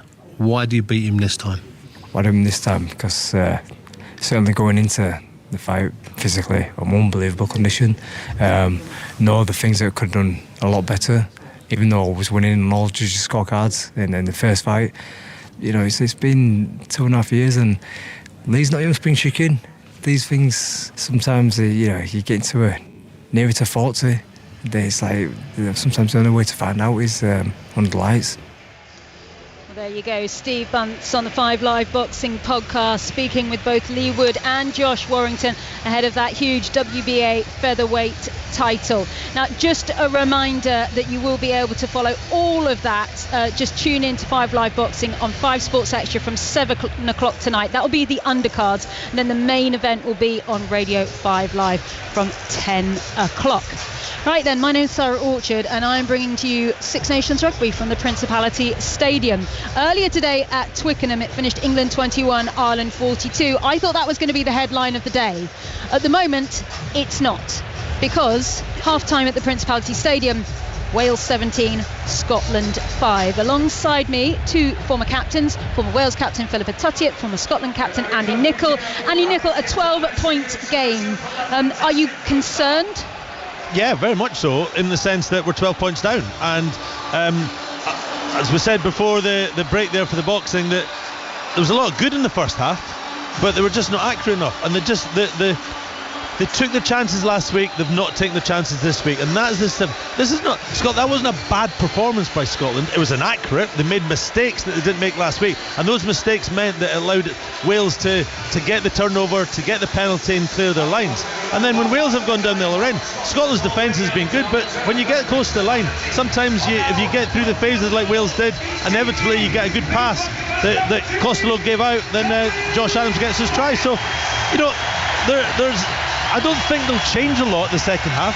The message at half time, let's play the same, just make sure we're accurate in what we do.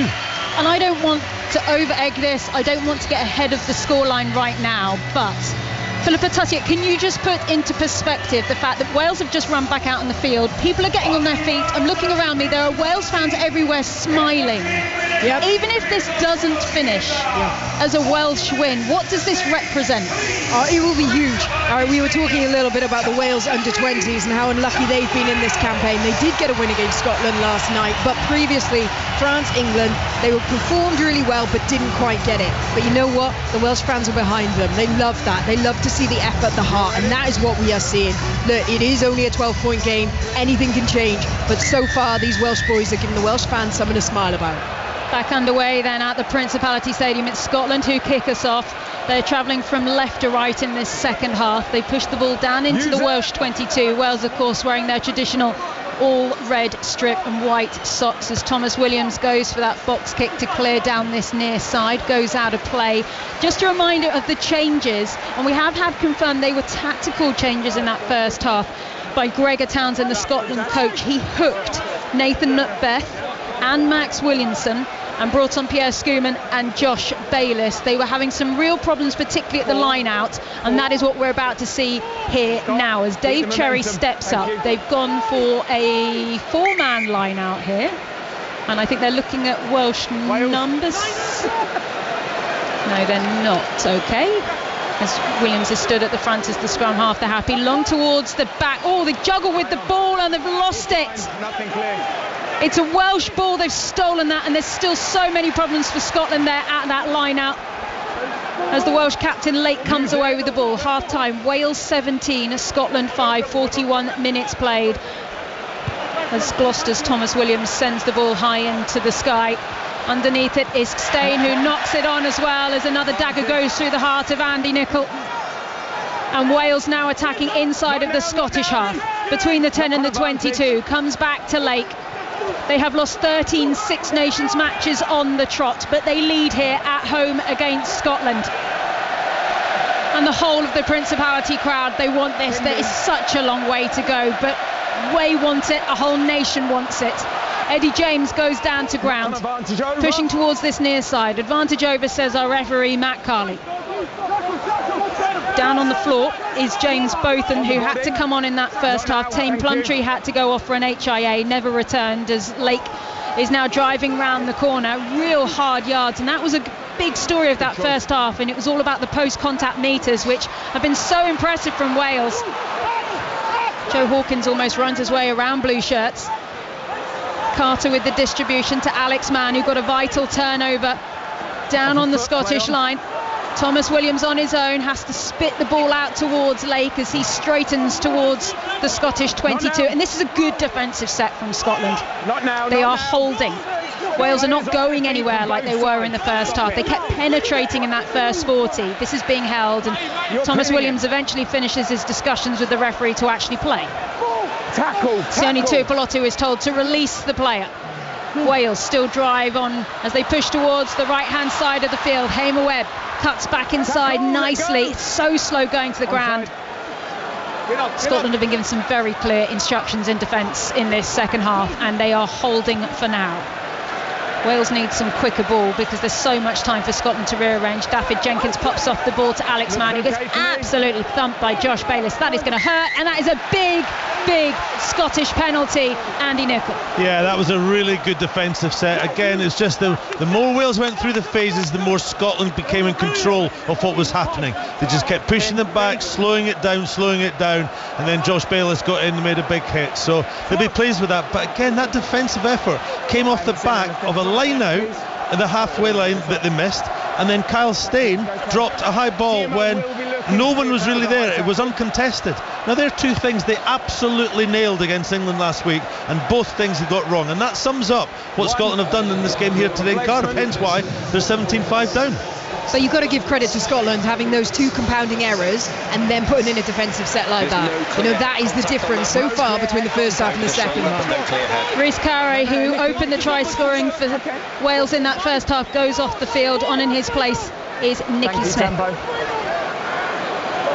Nicky Smith joining Sale next season, currently plying his trade at Exeter.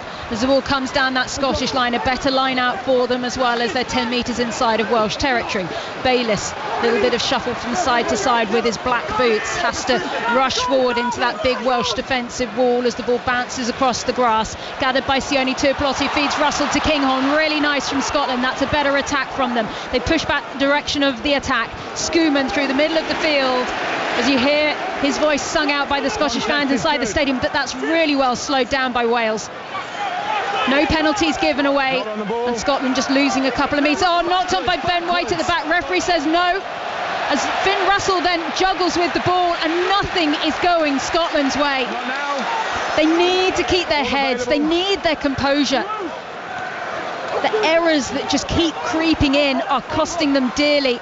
Ben White show and go, but quickly dispatched. Wales try and get over the top of that quickly, and the turnover is good. It's a penalty as well.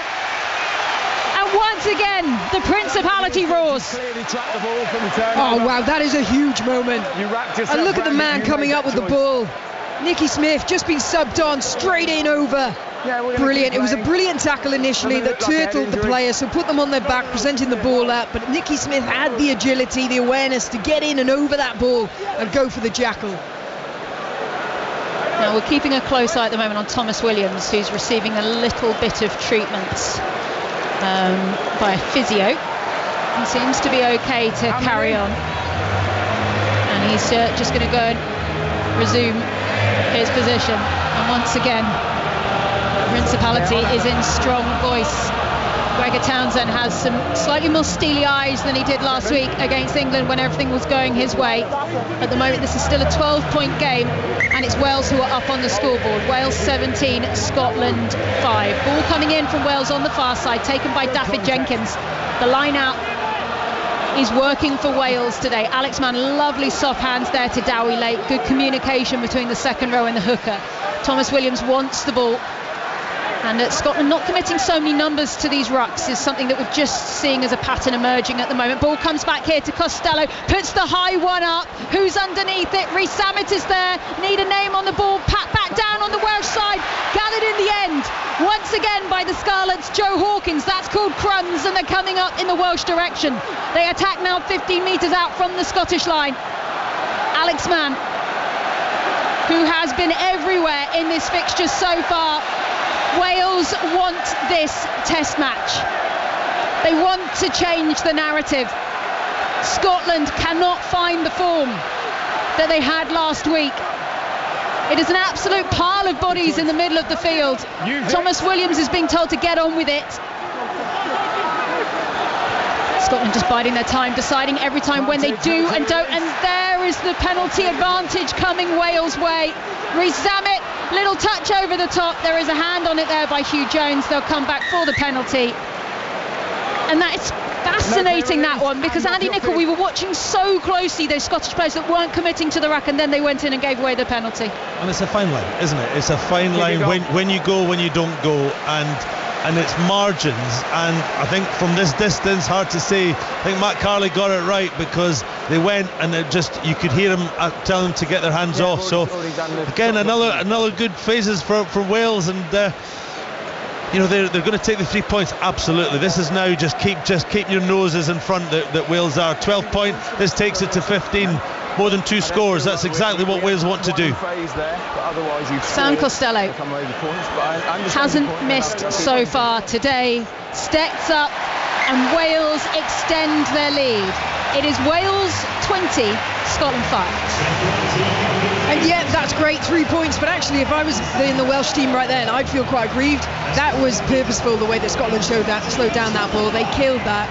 There was an attacking opportunity short side to the right hand side there that Wales could have gone for, but still they'll take the 3 points for now. But I can imagine we saw Dewi Leak going over to the referee, probably just had a little word in the ear about that. Oh, wonderful take from the restart by Blair Kinghorn. That's exactly what Scotland needed. Someone to get a name on it, to start owning this fixture. Sione Tuipulotu pushes towards Stein, out on the far side, back inside. Hugh Jones, can he gather and score? No, it's been knocked on. Huge frustration for Scotland. That would have been an incredible restart, all made by Blair Kinghorn, who managed to win it back. And they'll come back and it will be a Welsh scrum. That just sums up Scotland today, doesn't it? They've got a great kick-off return from Blair Kinghorn, and then it went out wide, and you got Duan van der Merwe ball in space, which is exactly what you want. He gets away from Hammer Webb and inside to Hugh Jones. He takes that all day long. Every game he's ever played for Scotland, he takes that pass and he's under the sticks or certainly scoring, and that just sums up Scotland's performance so far. Hugh Jones, the man who can't stop scoring against England, 8 in 8 he's managed to get in the Calcutta Cup. No cigar so far here against Wales today. 49 minutes played, Wales 20, Scotland 5. And it is getting so noisy inside here in the Principality. So loud, I can see daffodil hats everywhere. Matt Carley's having to go in a real shout at these two front rows here. Thomas Francis, come back from Provence, joining Sale next season as well. It's his 8th cap against Scotland as he gets ready to pack back down. Mickey Smith on the other side at the moment. Deafening from the crowd. Ball in from Thomas Williams. That one's gone down. Referee wants Wales to use it. Gathered at the base by Wainwright. And that's a big push back by Scotland, making sure that Wales don't get those extra metres. 10 metres out from their own line, and Wales now looking for the exit. Use it! Thomas Williams winning his 70th cap today, waits for it to come back. Big, long kick from him towards the far side. Touch, calmly gathered, and we'll restart with a Scotland line-out. Lovely exit play from Wales there, just like you were saying, cool, calm, collected, knew exactly what they wanted, called his forwards in, protect the ball, protect me, then we get a good clearance off this. Scotland have made 124 tackles so far in this game to Wales 88. They have been busy, no two ways about it, and there's another change in the front row here for Wales. Onto the field of play comes Archie Griffin, making his way off is Thomas Francis. As Griffin gets ready, the Bath prop, as this line out comes in. There is a Welsh arm in there again. It's just slowing down any sort of Scottish progress. Collapses down to the ground, but it's Scottish ball inside of Welsh territory by 10 metres. Big drive forward this time by Xander Fagerson. The Glasgow prop famously has his 4-course breakfast. He'll have needed that this morning. It's been a late kick-off here at the Principality as Wales lead 20 points to 5. This is a real scrap on the ground. It does cough up on the Scottish side. As more players are required to secure it at every occasion. Rory Darge now throws himself forward into the action. Just popped round the corner. That was almost straight into Archie Griffin, who'd have given away a very annoying Welsh penalty there. Somehow managed to avoid him, and Hugh Jones is trying to work his way through red shirts. Eddie James was over that, but not to be, as the ball comes away to Russell. Big pass out wide towards Stein. He goes back and forth, takes about 3 Welsh jersey to eventually slow him and wrestle him down to the Welsh turf. Back inside. Heavy hits going in on Gregor Brown. He got absolutely thumped early in the first half. And remember, Gregor Townsend has used a lot of his bench early, so how he uses his substitutes in his second half is fascinating. Scotland ball, 7 metres to go, and they're keeping it tight in the forwards for now. They're not risking anything. Their patience is exceptional, but is it the right decision? Xander Fagerson makes half a metre, but still 6 to go to get to the Welsh line. It's Wales who lead by 15. Scotland need at least 2 converted tries and then something to get themselves in front in this fixture. At at the base. Ball comes back once again. This time goes through Scott Cummings. He drives on. Not to be. I mean, Scotland's patience is incredible, as is this Welsh defence. Is there a little gap now towards the far side? Schoeman goes down to ground. Anita left to go. Will Scotland score from this? They slow it down again.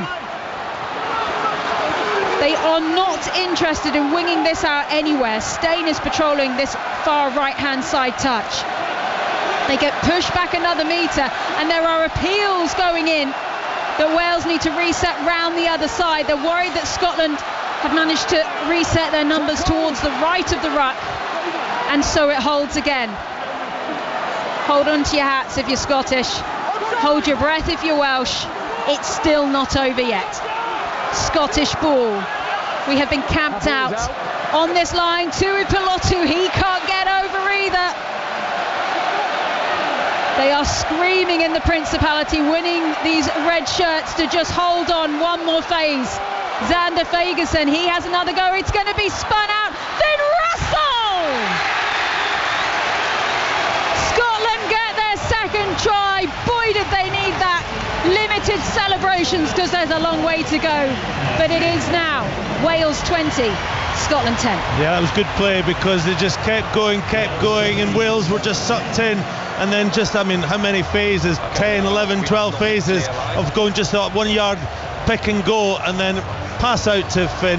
The defence was stretched, and yeah, it was a good end to a good set of play. And boy, does Scotland need that. I was looking at to see Finn Russell, because that was just such not his game, was it? It was just all forwards, really short carries, and then all of a sudden I just saw him screaming for Blair Kinghorn to come from the left-hand side of the field and run around him. And as soon as Blair Kinghorn ran around him, that's when he went for that cut. The defence followed Blair Kinghorn and left a little bit of a dog's leg that he then sliced through. Wales 20, Scotland 12. We go from a 15-point game to an 8-point game. 55 minutes on the clock here. 2 tries apiece at the Principality, but it is 2 penalties that's making the difference, and an extra conversion that came from Sam Costello. That's the difference between the two sides. Andy Nicol. Costello is down, looking quite badly injured, limping. As he's looking against his feet, Scotland made a couple of changes. George Horne's on at scrum half, and Darcy Graham is on the left wing for Duhan van der Merwe. He's down the bottom. So George Horne can really inject some pace into a team. So, and Darcy Graham has got the energy as well. So Gregor's gone to his bench as well. Okay, so Dowie Lake is off the field. That means that Ryan Elias is on, and this is really sad to see. Sam Costello, who has had an absolute blinder here so far, so much made of him, been given the 10 shirt, is hobbling off the field. It looks like his leg has just given out, finding there's some more support to help him get off. It's his left leg, and it looks like he's in tears as he's making his way off. I can't lip read, but that is one upset boy, Philippa Tuttiett. Oh, absolutely devastated for him.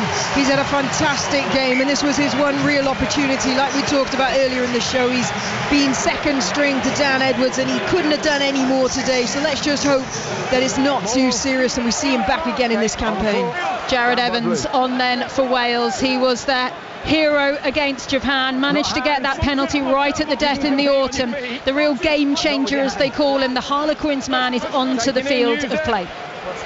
Right then, also changes for Scotland. George Horne is on as well. Darcy Graham is also onto the field. So a different scrum half here for Scotland. Just confirming who's gone off for Darcy Graham, as we're just waiting for Kinghorn to land. Russell then passes the ball out, and Graham is on the ball straight away. So easy to support in that little blue scrum cap with his luminous yellow boots. There's a big drive forward coming forward through Elliot Millar-Mills. So another change for Scotland then. Ball comes back to Russell. They're inside of the 22. Big charge down on Russell. Manages to regather, but only just. It was the big hands of James Botham again, who's been hugely impactful and over the top, sealing the ball from Scotland. And Wales have another opportunity to edge forward on the scoreboard. Andy Nicol. I just don't think Scotland need to chase the game at this stage. There's still 24 minutes to go, and Finn's doing a little chip over the top, and he got it back because it was partially charged down there by Botham. But then George Horne got picked from behind, and then Scott Cummins, just, it's a natural reaction, isn't it? You just seal it off, and it just gives Wales an easy 3 points. Yeah, it was real frantic play, wasn't it? A bit of a panic. As much as you love Finn Russell, he's the magician. He can pull something out of nothing, but sometimes that's the edge of the sword you're going to live on. That was a gamble. It didn't pay off. There is a part of me that is quite enjoying how many penalties have been kicked in this fixture, which tells you about the nature of it, how nervy it is, how important every single point is to both sides here. Lining up this penalty for Jared Evans, uses his right boot. That is through. Wales 23, Scotland 12. And we've got a long way to go in this fixture yet. We've only got 56 minutes on the clock, and Scotland have restarted so quickly. There's no one in the backfield here. Darcy Graham's gathered the ball. He's already scored. There was no one there. The crowd haven't even realised the game had restarted, and Darcy Graham has come off the bench. He has come to life, and he's scored in the corner for Scotland. It's unbelievable. It's a horror show for James Botham, because when Finn Russell's kicking us back, he's running back, not completely oblivious to the fact the kick-off had happened. If you watch him there, he's got the scrum cap, we're looking at it. It bounces 10 yards from him. He didn't know the ball was even there. Now, listen, Finn Russell's gone quick, but every coach who's taking a mini rugby team tomorrow, you get ready for the kick-off, you make sure you look up, see what's happening, and Wales have just gone to sleep collectively, and Darcy Graham has exploited it. Oh, you got to smile. I mean, that's brilliant from a Scottish perspective, but how devastating for those Welsh players. As hard as they've worked to build that scoreboard, the defensive shift they put in, and to concede like that, that is such a blow. And Finn Russell has brought his kicking boots as well, because he slotted that. And remember, just after half-time, Wales were leading by 15. That has been cut now to just 4 points. Wales 23, Scotland 19. 58 minutes played at the Principality Stadium. Finn Russell caught Wales napping, and Darcy Graham obliged. Steve Tandy is shaking his head in the coaching box. What have Wales got? They've had a brilliant opening passage in this fixture. Round 3 of the Six Nations has delivered in the Welsh shirt so far. But can they stay alive to the threat of this Scottish side that absolutely demolished England last week at Murrayfield? Right boot coming in, flying through the sky there by Horn. Reece Samet, ball in hand.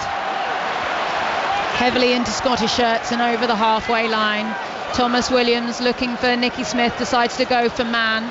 Popped away ball by Evans, straight through the middle. We're playing advantage now to Scotland. Knock on by Wales in the contact, who are looking lively all of a sudden. They're playing the game on their terms now, Scotland. Hugh Jones, little kick through. Will they get the bounce the ball? Thomas Williams can't call the mark. He's outside the 22. He needs someone to arrive and support. All of a sudden the red shirts flood over, but no! There is a Scottish player who has just absolutely ripped the ball, and his name is George Horn. But no, says our referee, it's a Welsh penalty. Oh, well, a great turnover from Scotland, and they attacked. They got the mismatch forwards, they got the backs against forwards. I wondered if Hugh Jones should have kept it in ball in hand. He tripped and chased. There was a lot of pressure on the ground there, and it's just a silly penalty, because all Wales were going to do was clear the touch there, and all they've done now is they've got the line out to go. But Scotland have got their dander up, as we say. There's a bit of confidence there, and Wales just need to take the pace out of this game a little bit now. Yeah, when Scotland have it at their own pace, they seem to be doing well. That Welsh line out is still operating calmly. Alex Mann goes up, and the ball comes down as Wales are warned they need to use it. Elias has it, but Thomas Williams is being told to take it. Feeds the ball away. A little bit of footwork comes back inside from Hawkins. They need to find the forwards and get them back involved. Nicky Smith just managed to evade the first couple of Scottish defenders and pushes his way towards the halfway line. Wales 23, Scotland 19. 61 minutes played. Huge box kick coming in by Thomas Williams to try and pin Scotland back. Alex Mann can't quite get a hand to it, and it's come down on the Scottish side. Finn Russell, he is going to really zip this one through to Kinghorn, back inside to Horn. Horn breaking through. Big tackle coming by Jared Evans. Try saving tackle as well, as Darge also appears with that massive engine that he has. And Wales, they have to form a defensive line back at their own end of the field. Can't quite take the ball, but it's all backwards from Gregor Brown. Finn Russell on the halfway, little kick through. Reece Samet having to track back. No 50-22. because Scotland took it back over the halfway line. We restart with a Welsh line out on the 22, Philippa Tutian. Again, for all love and money, you would have thought Scotland would have scored off that break. It was a lovely switchback play between Finn Russell and Kinghorn, and then Horn here showing his pace. Brilliant tackle by Jared Evans. I thought Horn had him on the outside there. It was literally clinging on to one boot. How vital was that? What a brilliant game though, isn't it? It's absolutely breathless. It really is. Okay, more changes this time for Wales. Gabe Hamer Webb is making his way off, and Blair Murray is on. They also flashed up on the screen. The attendance here is 70,649. That's 13,000 more than France last Sunday. Right then, ball comes back away to Elias. In the midfield, going down to the ground, goes Wainwright. He really has given everything to this red shirt. Aaron Wainwright, the Dragons man, just needs a few more to step up. Being crushed at the bottom of the ruck there is the 6'6" frame of Dafydd Jenkins. And there's the crowd, willing this Welsh side to hold on. They lead by 4 points here at the moment, and another incredible exit by Thomas Williams as the ball ends up in the hands of Carl Steyn, who slowly pushes it down to the ground. Any exit from a scrum half so you get to the 10-yard line you're quite happy with. That's almost got to the halfway line. That was outstanding. How do you practice something like that, Andy Nicol? Oh, you do all day long, but you do it obviously you need to practice under pressure as well. And because Scott Cummings is 6'6", he's coming at you. You've got to be quick, you've got to be accurate, but you've got to be quick through the execution of it. Perfect. Okay, Scottish liner on the halfway. George Turner, Harlequins hooker, gets the ball in long towards the back. That's such a better line out from Scotland. That's what they needed in the first half. Turner finds Horn, who has really added some zip as Hugh Jones tries to bust his way through. The speed and the tempo from Scotland all of a sudden has switched. It has changed. They still trail on the scoreboard by 4 points, but they just have their hand now on the steering wheel as they're trying to control this. I try now, and they'll lead in the fixture for the first time. Wales have led throughout. Big push back from Wales to ensure Scotland don't get those extra metres in the contact. Horn down on the ground, no scrum half, and the penalty is given away for holding on the ground. And it is Wales who will exit from inside their own half. I'd be really interested to know what the penalty count is right now, because this is hitting him down off his feet. This is so out of character from Scotland. Yeah, it's just George Horn just gets himself isolated. I'm all for scrum halves having a snipe. You've got to obviously occupy the defence, but what that also sometimes do, if everyone's not on your same wavelength, you get exposed, and then Cummings had to come in from the side there. So it's just easy meters when there's momentum. Scotland have had momentum. That's just giving easy territory back there. And there's your answer. 10 penalties Scotland have conceded, Philippa. To Wales 5. That is brilliant. Wales only conceding 5. I mean, they've had such a torrid time of it when it's come to the penalty counts, cards, into so much pressure in such a tight game, only giving away 5. That's a real improvement. This Welsh line-out has been something. Driving forward once more. The physicality at every ruck is just incredible from both sides. Wales want this. They're leading by 4. They know it's not enough. They need more points. They can't just pull up the drawbridge or park the bus. This game is going to go down to the wire. 65 minutes played. Wales 23, Scotland 19. Wales locked outside of the Scottish 22 for now. Slow ball at the moment for Wales. They're not interested in trying to do anything too clever as Ben Carter. He comes on. He's really helped in that line out just to shore things up, but doing the business around the park as well. A lovely patient set here from Wales as we get to see both them run round the corner again. They quickly push Rory Darge out the way. They know what his threat is, and there is a penalty advantage coming Wales' way. Scotland have given away another penalty, and this is exactly the wrong place to do it. Penalty advantage. Fascinating to see what Wales do here from this position. Ball is coming out down the Welsh line. Crossfield kick. Darcy Graham is there. He can't take cleanly. It goes out of play on the far side. They'll come back for the penalty in the midfield. And Scottish discipline has just absolutely taken a day off, Andy Nicol. Yeah, but they're under pressure, and that when a team is putting you under pressure like Wales are doing, then you have to be right in the edge, and Wales are winning that at the moment, and Scotland are getting that wrong, and you're right on the 15-yard line. You have to go for 3 to make it 7 points. Time off. Okay, they're going to look at something. Let's just listen in to our referee. Potential foul play by Wales. Number 9. Yeah. Okay, potential foul play by Thomas Williams. Roll out of the breakdown. Right, we're just watching now. It doesn't matter, it's foul play. It's Thomas Williams, and they're saying that's a prop roll. There you go.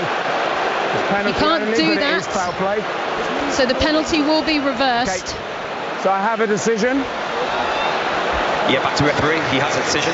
Okay, so although we had the offside penalty and this came afterwards, this is foul play. It's a croc roll, although it's and it's only a penalty. You can't roll players like that.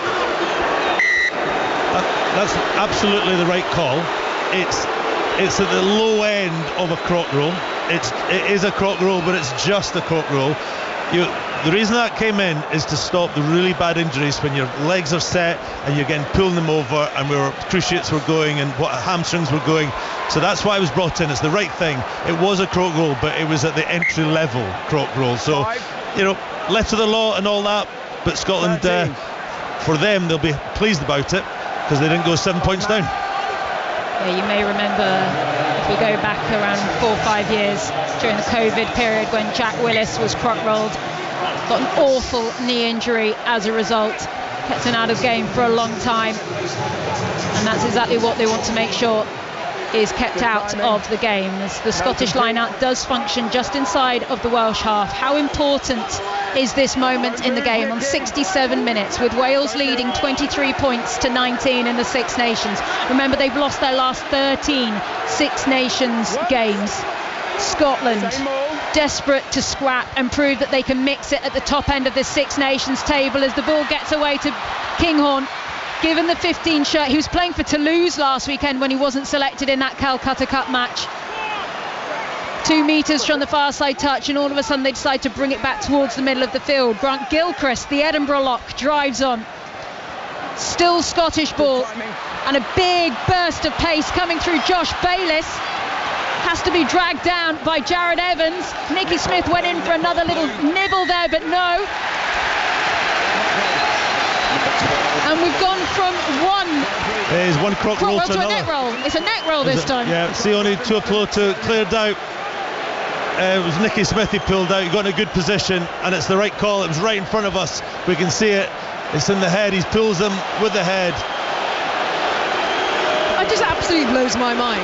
Not only have you just had the infringement for that exact thing, but you also know as a player you just can't do that. It's like, but when you're in this situation, you know you're wrong, but you actually can't stop doing it because you're trying to, you know you've got to clear them out, and it's the only part of the body you can get hold of. It sometimes just happens to you rather than you intend to do it.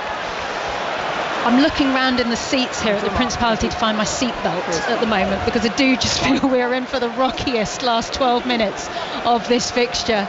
It's Wales 23, Scotland 19. 2 metres. Matt Carley is just warning both sides to get a bit further away from each other and ultimately get on with it. Ryan Elias goes short towards the front. David Jenkins takes. That ball goes straight down to the ground. 4-point game. Wales are winning at the moment at the Principality Stadium. Aaron Wainwright drives on. Wales are 11 minutes away from winning in Cardiff. Ball goes down to ground. Of course, they have had wins here. They beat Japan in the autumn, but that's not the kind of wins that this Welsh nation expects. It's not what they've been accustomed to. They like dining at this kind of table. The ball comes down, taken by Steyn, inside of the Scottish half by 10 metres, and driven forward by Millar Mills once again, who's off the bench, looking to help in this Scottish effort to get back, get their noses in front for the first time in this fixture. High ball goes up. Van der Merwe wasn't there. It was Steyn who went up to take it. Blair Murray eventually feeds to Rhys Sammet. They want him to run. He's run out of trouble, but his big tackle, enormous, going in by Sione Tuipulotu. And it's a big penalty here from Scotland. Huge penalty. Now Thomas Williams is in complaining. He's not happy. Just listen on the referee's mic. There's a bit of afters going in as well. If you walk in like that again and you start shouting and pushing, I'm going to penalise you, if not more. That was Alex Mann in trouble with the referee, but it's a Scottish penalty. It was one of those situations when Rees Zammit got it. He's that type of player in broken field. You get nervous as a Scotsman, as the opposition. But Sione Tuipulotu read it beautifully. I think he actually dropped it, Rees Zammit, before the big hit went in, and then there was somebody in front. But that's a pressure penalty, and this is going to be kicked to the corner, and they're defending a 4-point lead. Scotland, this is where, can they get their noses in front for the first time in this game? How are you feeling, Philippa Tatia? Oh, nervous, very, very nervous. We're just watching a replay now of the Louis Rees Zammit run and the Tuipulotu hit. It really was well timed. Okay, Wales 23, Scotland 19, 70 minutes played. Scottish line out 5 metres from the Welsh line, short towards the front, taken cleanly that time by Bayliss. How many people are going to throw the ball? Oh, it's been lost forward by Scotland. Wales have it. Unbelievable. Just as you think Scotland can do something, can get up on the scoreboard, it goes wrong again, and Wales clear an enormous box kick again by Thomas Williams, and Scotland are pushed back nearly to the Welsh 10-metre line. Terrible execution, because they actually won the line out. It's when it came down, they just went for the drive too quickly. Timing's everything. You're talking about margin, fractions of a second, allowed that to be knocked on. But then listen to what that does to the crowd here, and that was a chance for Scotland to be clinical and get their noses in front, and their execution once again today let them down. They did the hardest part. They got the lift, they got the jump. It was just when they were trying to transfer that ball back. But brilliant exit once again from Wales. Okay, Horn feeds Tuipulotu. He has got a real head of steam about him at the moment, the Scottish captain, Darcy Graham, who's made a real impact since he's come off the bench. And it's Scotland attacking towards that Welsh 22-metre line. We've got penalty advantage now to Scotland. It's right in front of the post, but they're a long way from the try line. Still pushed forward. They're waiting for that to come out. It's such slow ball here for Scotland at the moment as Turner drives once again. They're trying to swing momentum round to the left. Another penalty advantage. That's 2. Will there be a warning here to Wales? Remember, they did get a yellow card in that first half. We've not had a card since. Still Scottish ball. Still penalty advantage. And Darcy Graham drives on once again. The Edinburgh back is just everywhere, wanting the ball, screaming for it, appealing for it. Schoeman now. Every time he touches, the crowd responds. You know when it's him. Finn Russell switching passage of play back inside to Graham, but that was forwards. They'll come back for the penalty. Will there be a warning here to Wales as well? No, not yet. We've got one here for the off his feet on his Andy Nicol, big decision. And one probably equal the other side of the post. No, at this time, 73 points in the minutes on the clock. They're going to go at the corner. Now they just need to execute the line out. Okay, Finn Russell, ball in his hands, comes out towards this near side touch. A reminder, if you need to find out everything that's happened today in the Six Nations, there will be a special Rugby Union Weekly podcast on BBC Sounds tonight. All the action here from the Principality Stadium, but also everything that's happened at Twickenham today as well.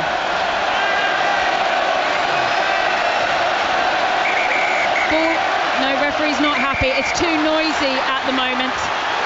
Scotland think they've scored, but Matt Carley is saying no. Bring it back. Throw the ball. I'm over there. I put time off because I was checking with the medic. Carl told him not to throw the ball. Line out will be again.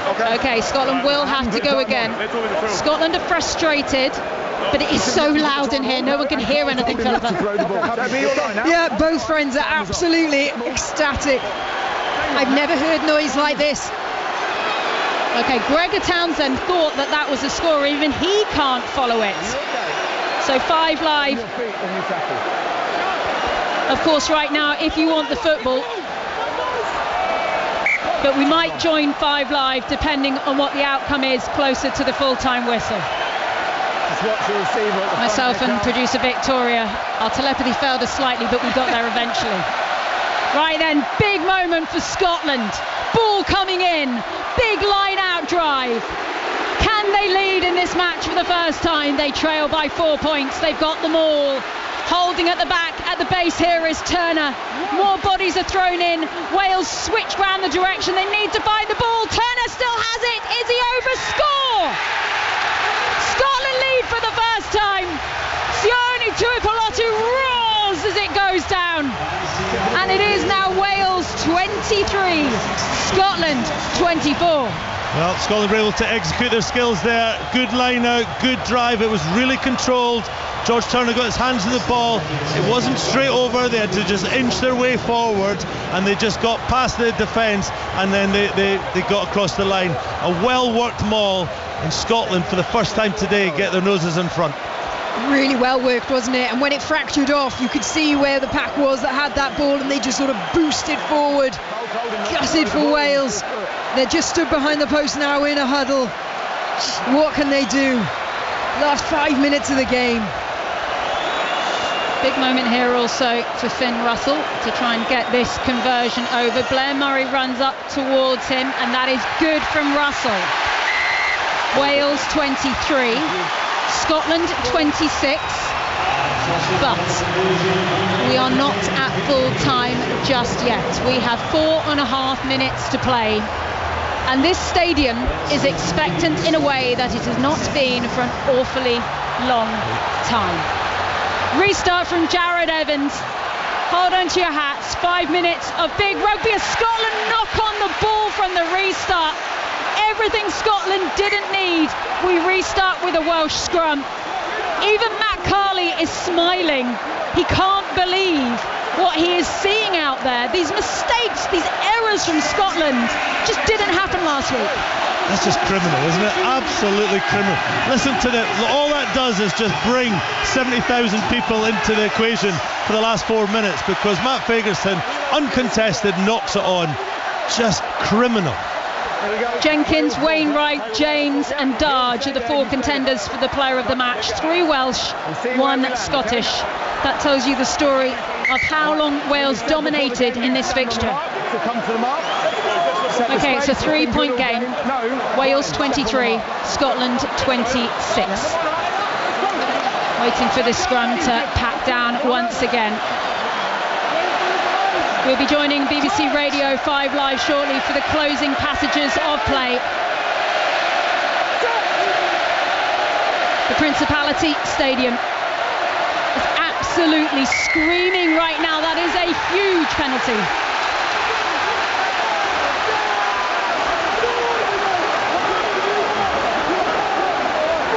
An enormous penalty for Scotland at the scrum. They lead by 3 points on 77 minutes. Wales 23, Scotland 26. But the most precious of penalties, former Scotland captain Andy Nicol. It was, and it was Pierre Schoeman, a loose head, came off the bench early in the first half, tactical substitution, and he's just earned his money there in the 77th minute, because that was a huge scrum and it was all on his side, and Scotland now can clear into the Welsh half and have possession of the line out. This is pressure rugby now. Scotland have got ahead of the game with 5 minutes to go.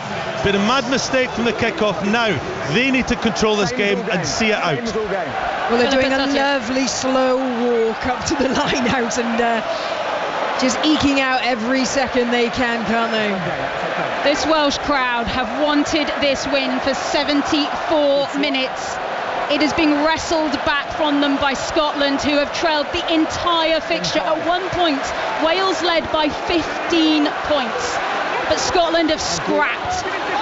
Gregor Townsend made big changes, and now the ball is trundling down the left-hand wing inside of Welsh territory. Can Wales bundle this into touch is the question.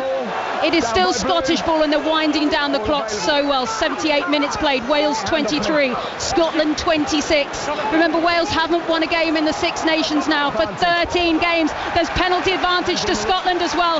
That could be the game. That could be the moment. They need to eke out every moment, every second, every blade of grass to hold on. after they played rugby from the gods against England in that incredible Calcutta Cup win. It seemed to have all gone against them as soon as they stepped back inside this stadium. But if they can just get this passage of play inside a minute, they'll have the game. But that penalty has been called on 78:56, so whatever they decide to do, there will be a restart. And that's it. They actually didn't want. They wanted that ball to come out so they could just keep playing under penalty advantage, which means they've got a minute. Finn Russell could choose to take the kick at goal here, and it'll take it pretty much over the line. So the kick to goal. So Sione's speaking to Matt Carley, the referee, the Scotland captain. So they're going to go for goal and allow it to run all the way down to 10 seconds. But you're right, Sarah. It was at 78 minutes. Still when it first went. So now Scotland have got a chance. Finn will take his time. We're at 79-11 in the stadium. He's going to take the full minute, and this is the last play of the game. Okay, so this is a big moment. Then it must be a genuine attempt to kick at goal. There has to be a genuine attempt to kick at goal, and they stopped the clock on 79-11, although play had stopped before it crept over 79. So the clock is now counting down inside the Principality Stadium. Finn Russell just has to take his time. This is so cruel, Philippa Tuttiett. So cruel. Yeah, and there's a big sign flashing saying respect the kicker, and I hate that sign right now, because it's exactly what we would do if we were in your position. But it is cruel. It's just drawing out the pain. Finn Russell then will take this kick, and that will be the match. The hope, the expectation, the want, the drive of this Welsh crowd, this whole Welsh nation is about to be dashed unless this rebounds off an upright and play will continue. The Scottish team have to chase. Here comes the kick from Russell. It needs to go through. No. And no. But there will be no restart. It is a Scottish win. They've scrapped their way to victory here inside the Principality, and all the hope, everything that Wales wanted, is dashed in the final 5 minutes. It's a Scottish win at the Principality, but only just. The final score, Wales 23, Scotland 26.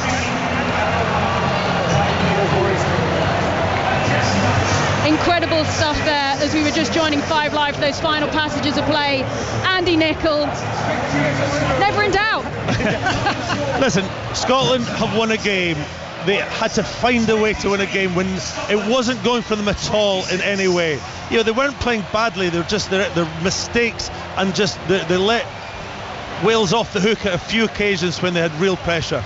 Wales were brilliant at times as well. But you know, if I'm being biased for a second, Scotland have found a way to win a game that they've not won in the past. So that's progress.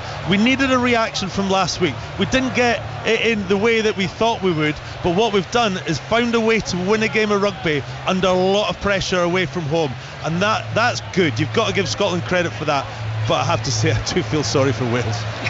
Philippa Tuttiett, 74 minutes of hope. Yeah, wow. Really gutted. You just feel it would have been such a big moment for those boys, and don't get me wrong, I think when they reflect on it, they're going to take so many positives away, and as fans we're going to walk out going, gosh, what an improvement, that's great, we can see where we're going, we can see those positive shoots.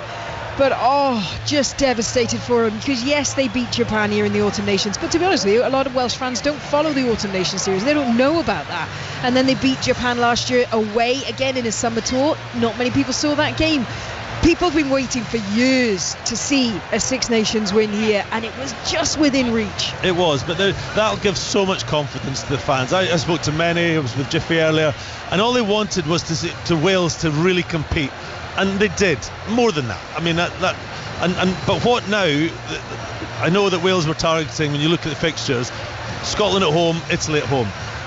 Wales now, on that performance, and whatever happens against Ireland, they know that they can beat Italy here. You know, so that's one positive they can take from this. Andy Nicol, Philippa Tuttiett, thank you both so much for your time. Don't forget, download the Rugby Union Weekly podcast and get all the reaction from both Twickenham and at the Principality Stadium. The full-time score here was Wales 23, Scotland 26. And I say thank you so much for your time. That's it from us.